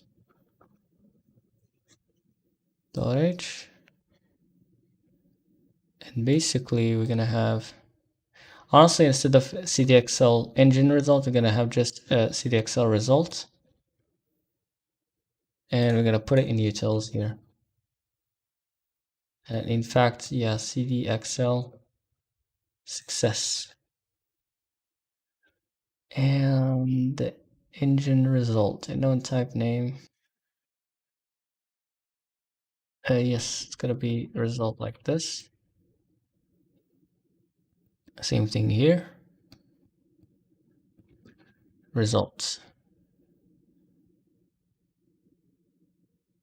And of course, we're gonna make sure to include utils.h. I think I've done something wrong. Hold on.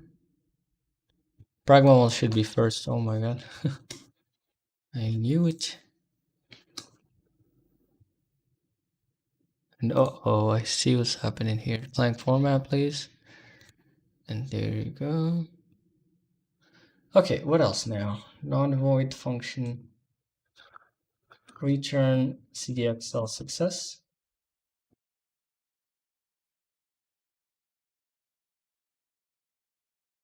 What did I miss? Nothing much. I'm just trying to figure out a good architecture to base on, like a good foundation for the engine.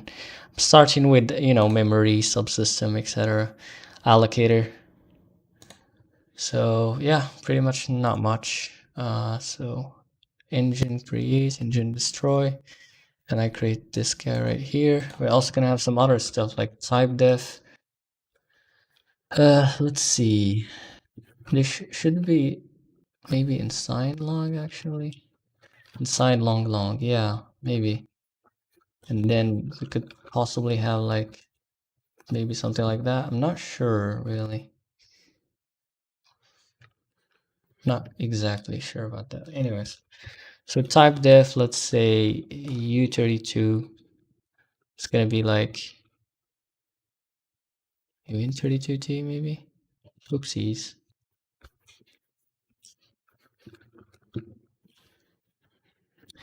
Well, this is another level. Let's just call this int, I guess, for now at least. Import std int. I'd rather not use that, honestly. But, well, for now it's fine, I guess. Usize would be size t, and this would be ptr diff t, and this would be uint32t.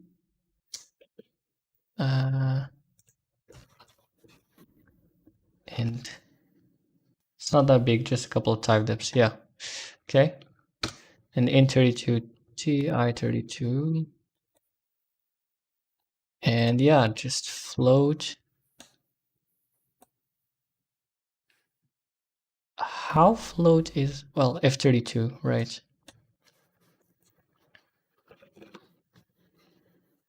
And double, well, it's good. That's gonna be f64.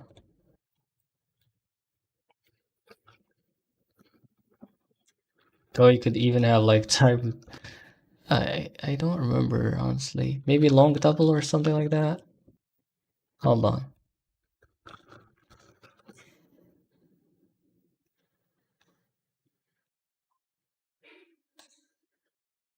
Am I right? I think so.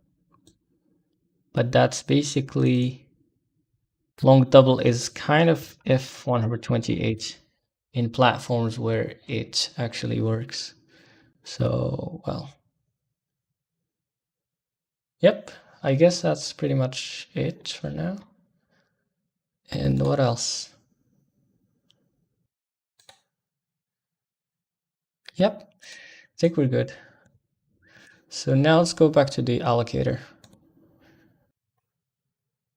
Alrighty. So this would, of course, take in let's see, type def struct system allocator info. Well, CDXL system allocator info. This is gonna take much longer than we expected, but it's fine. I guess we're learning on the way. So anyway, okay, now here I don't need anything for now, but yeah. Here we're gonna be going with CDXL system allocator info. Allocator info. Okay. So can we use const? I'm not sure. Anyway, let's just go ahead and do CDXL allocator. Though honestly, it should be kind of like, this should be like the interface essentially, but then you'd have like maybe different structs for each thing, I guess. Like basically, here's the deal. Maybe type def struct, and then you'd have like CDXL. This is kind of like just the interface. And this would be the actual system allocator, right? And so all the allocators would have the same header, the same first field, which is going to be CDXL allocator. And this is how interfaces work on C, essentially. So, yeah. Yeah. So I'm not sure if I want to. Yeah, I think that's fine. That's the allocator. And I'm not sure if I want any more fields, but later could be, who knows. So that's pretty much it. This is gonna be system allocator. And now what we're gonna do, well, in fact, I don't think, let's see. Yeah, let's actually have a look into how Windows does its allocation stuff. Win32 heap, I believe. Alrighty.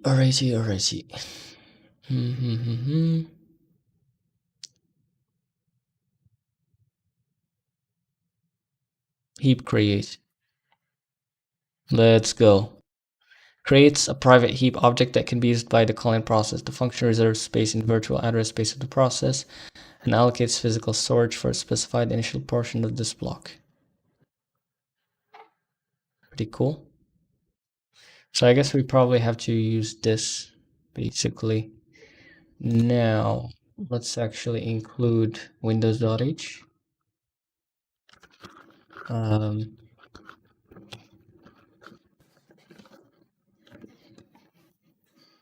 honestly, I'm gonna make a separate header, you know. I'm going to call this system.h, maybe. And then basically pragma once, include windows.h, and define win32 lean and mean, and define no min max, essentially.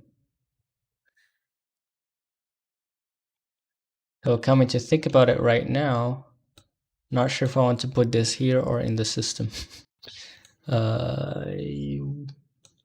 Actually, it makes sense to put it there, really. And just to keep the interface here. Right, maybe. Let's go ahead and go to system.h.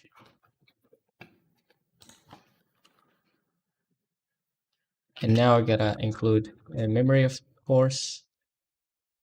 Memory.h, and let's go. So create system allocator. Now here's the deal. So allocator,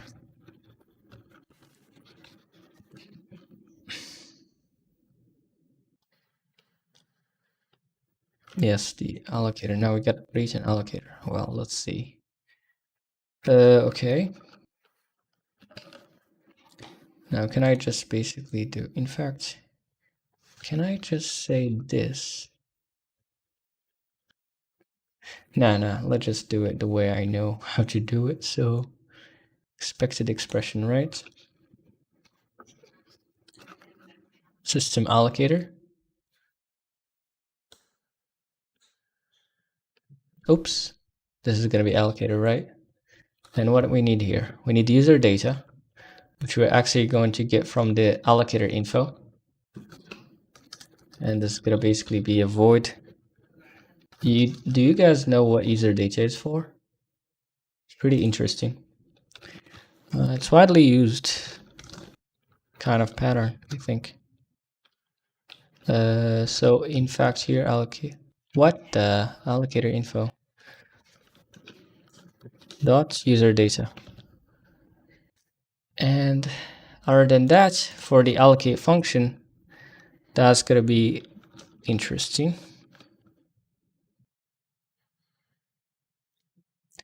Let's see.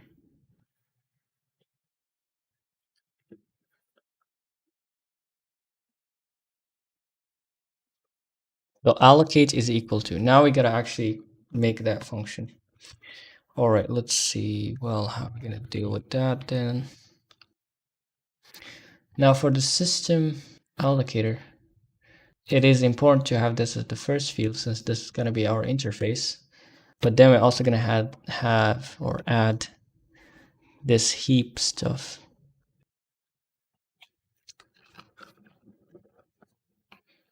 Handle heap. And we're basically going to say, well, or maybe I just call it handle. I don't know. Anyway, heap. And let's just say heap create. Let's see. D word. FL options. So it could be create, enable, execute.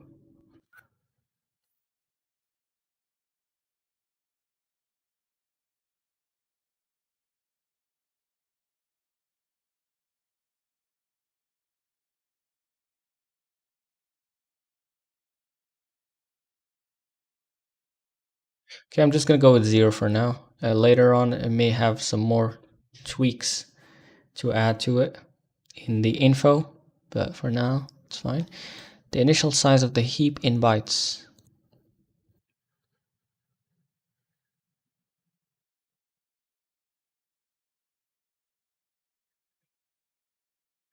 This parameter is 0. The function commits one page. To determine the size of page, I'll use the get system info function.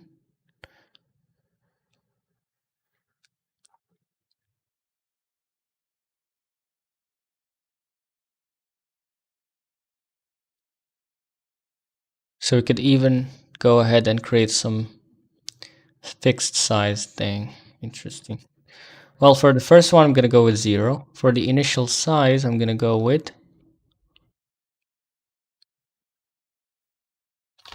yeah, I'm going to go with here. Well, in fact, for now, we're just going to say 0, though later on we may have some more knobs to tweak.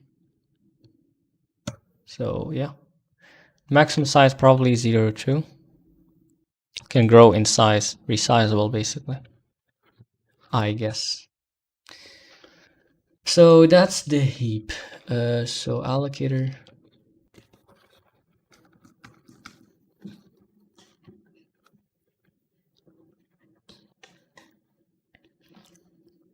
heap create, allocate. Now we gotta create this allocate function. How are we gonna do it? Let's see. Uh, da, da, da, da, da.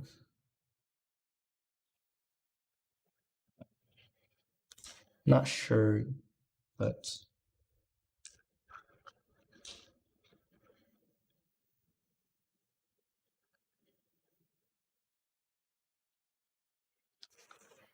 oh, actually that is interesting. That is interesting. Um,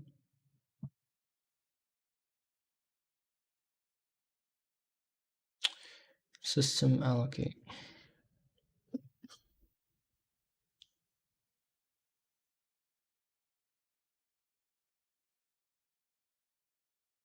So all right, cool. Uh, where's that PFN thing that we had? Here.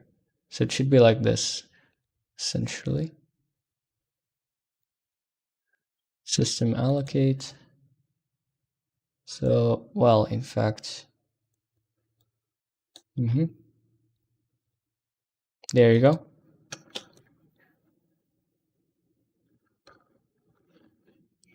Non-void function does not return a value. Okay.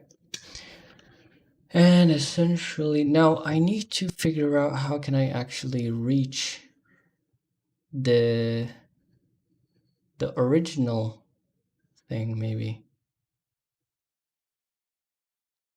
Oh, hold on. So this is actually the user data, but I need access to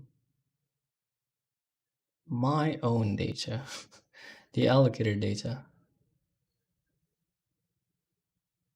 Hmm.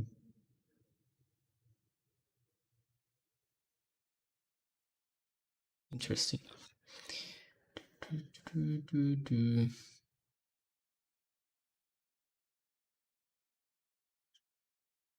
CDXL system allocate.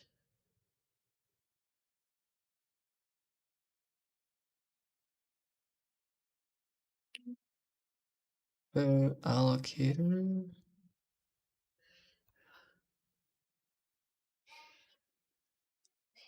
User data.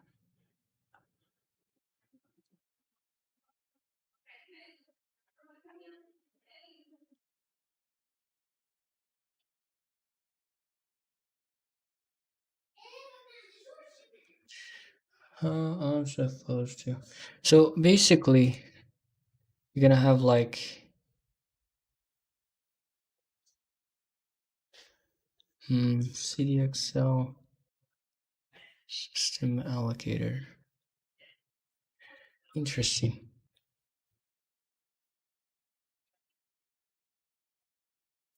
So how Zig actually does it? Hold on a second. If we look into Zig allocator,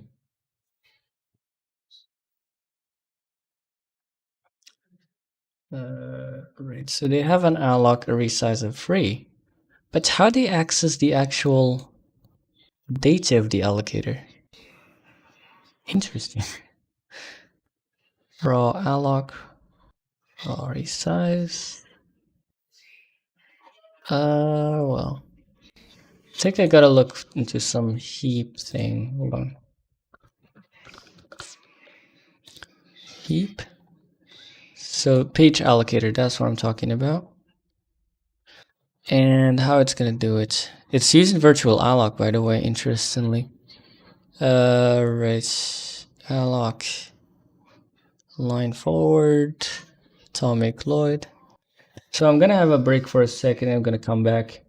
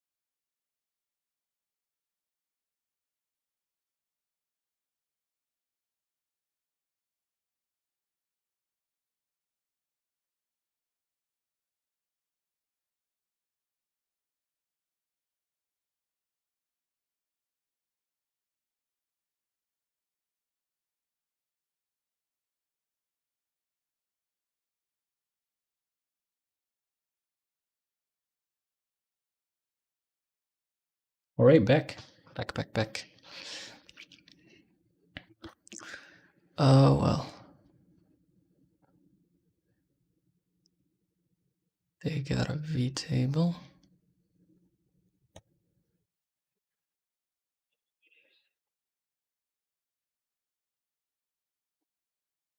All right. I think what I really need is C inheritance, basically. C inheritance. Well, there you go.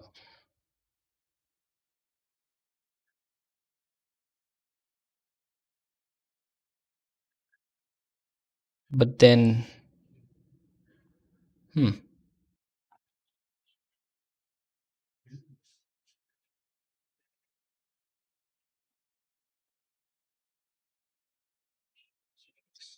well, interesting.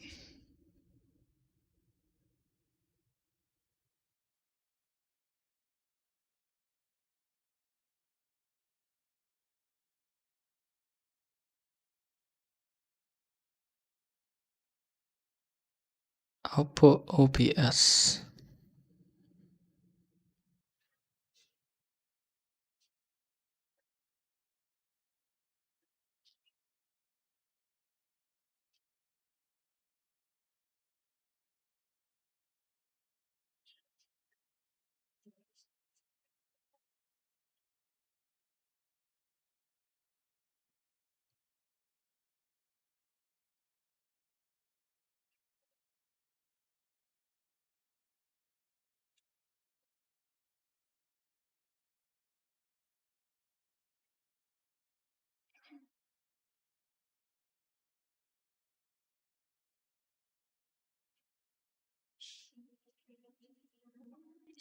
Interesting.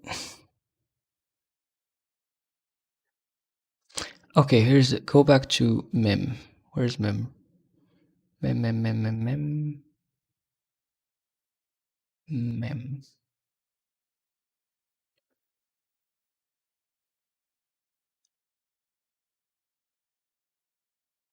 Where's allocator.zig?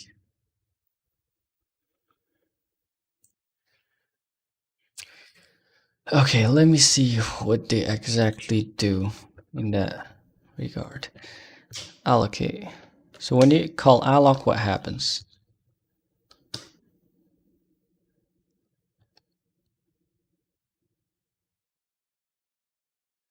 They do. So you give it the allocator, which is just a V table, just like we have. But how do you actually get from the V table? Like, there's something missing here. Comp time T type and use size in my understanding. Alloc with advanced ret. Okay, where is that defined? Here you go. It gets the V table, it gets the type, alignment, and return address. Okay.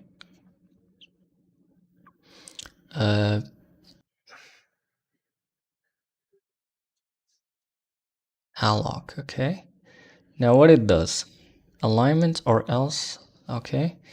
Align, ptr cast, try, solve the alloc with size, and it keeps on getting redirection. So one function leads into another. Oh my god, the lock bytes with... So this redirection doesn't end or what?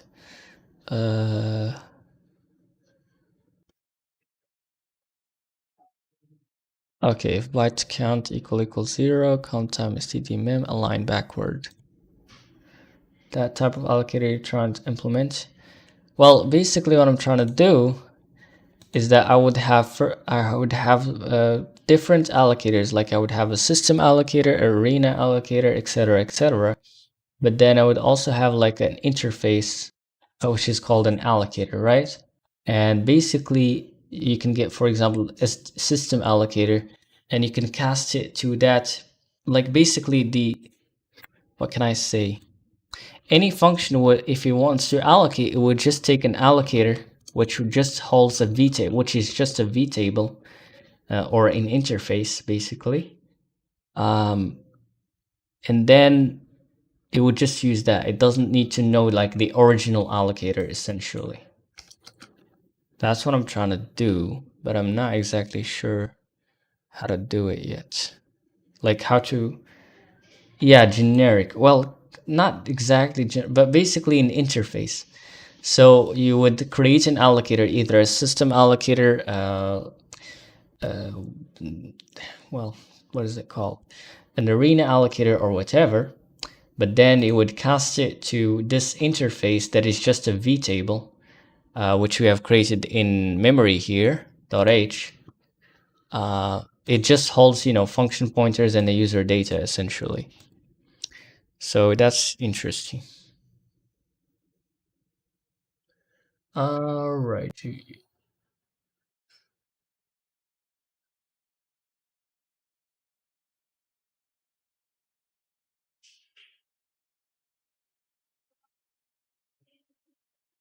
CDXL system allocate.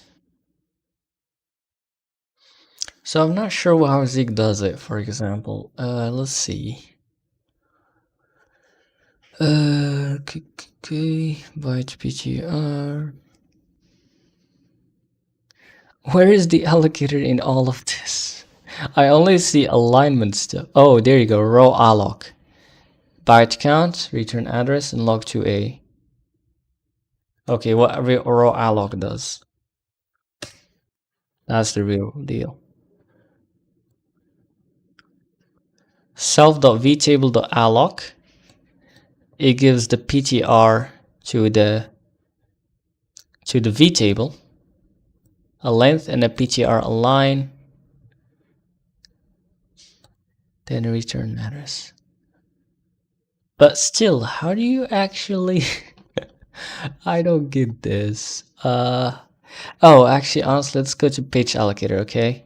I need to understand what it sets alloc to.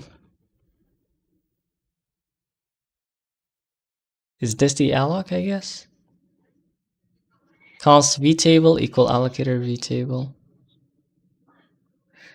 Alloc. Free. Resize. So this is the vtable, and then this is the alloc, I guess. Any opaque, and use size and log2 align. What's this? That is the question. Oh, hold on. Maybe I'm missing something. Hold on. What is the vtable? Is there is type ID built-in function in C? No. That's not the deal here. No, we're not in C++. You would need, and even in C++, you would need RTTI, like the type information, which have a lot of crazy overhead and stuff like that. But anyways, we don't have had that here. Oh, okay, so in fact, the allocate takes in a context. Ooh, and I would guess the context is the actual thing. Maybe.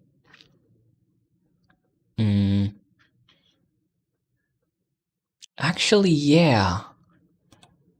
Yeah, maybe. Well, if that is the case... Alright, I see, maybe. I see. So, let's go back to memory.h. Now, it's not just about user data, but in fact, it's also about the context, which is gonna be our heap or whatever. And that context would also be like just this, So, void context. Okay. Yeah, I was always thinking that I was missing something basically, but then even when you get that, how are you gonna be able to? That is interesting. That's gonna be like void context, I believe. You can have multiple functions that call the internal allocation function with the correct information. Yeah, that's what I'm trying to figure out.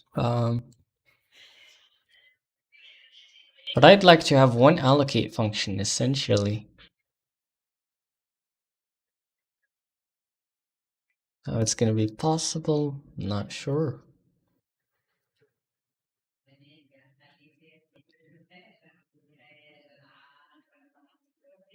CDXL system allocate context. Well, I would guess Bruh. So non-void CDXL system context.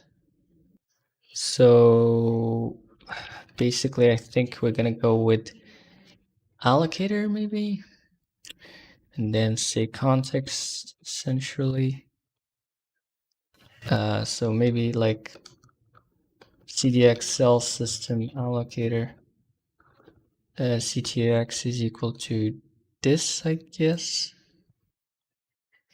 Initialize in system allocator with an expression with compatible type. Well, yeah, and then hopefully I could try to reach the heap, basically.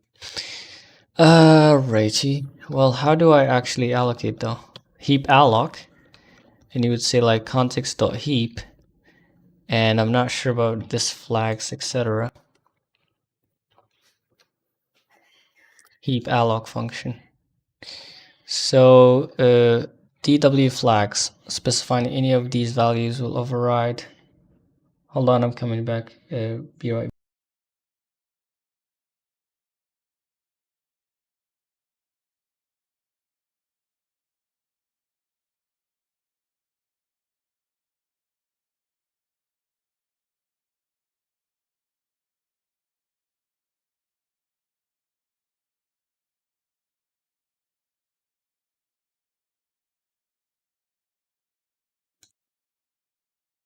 All right, back.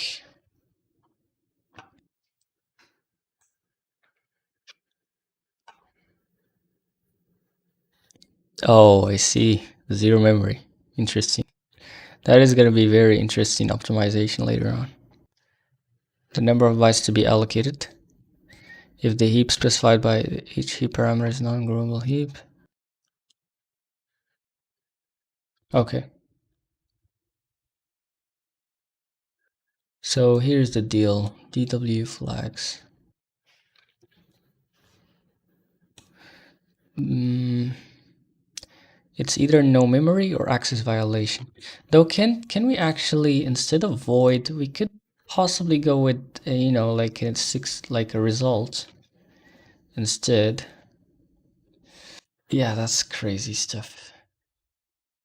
Honestly, I think for now I'm going to forget about having an interface for now, just to keep things simple.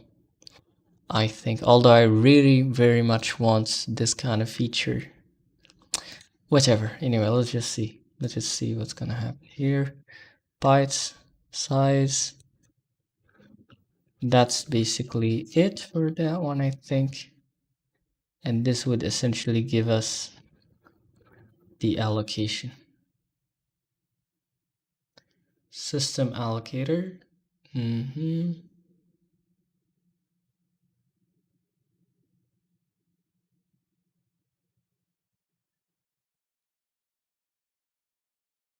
Oh, what?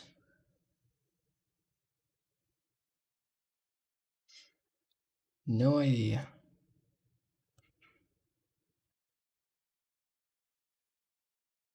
But anyways, system allocates, create system allocator. Now, of course, destroy system allocator.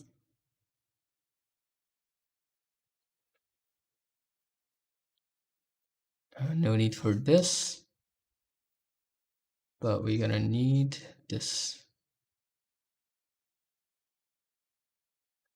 In fact, system allocate, well, not here, this guy. It would, huh? Yeah, it's fine, I guess. So here, allocator info, use of undeclared identifier, allocator info. Okay, remove this stuff now, and we're just gonna say heap destroy. And it's gonna be like allocator dot heap.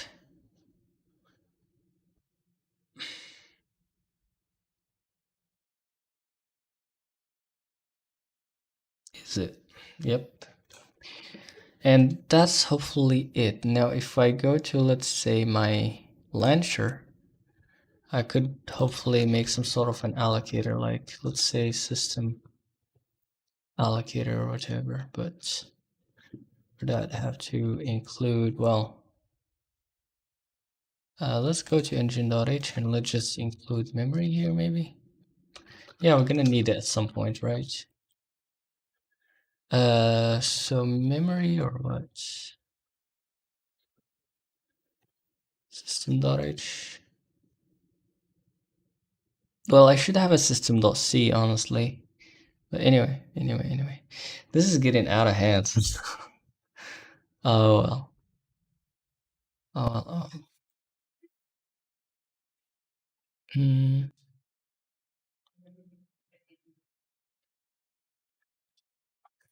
So CDXL system allocator. Allocator info.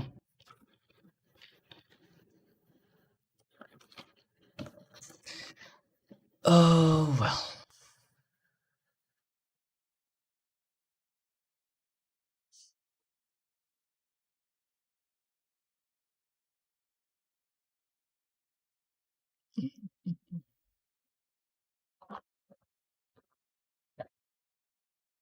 Also, I think at this point I'm just gonna stop the stream, and so I can have more time to think about how I want to do it basically. So yeah, that was it for this live stream.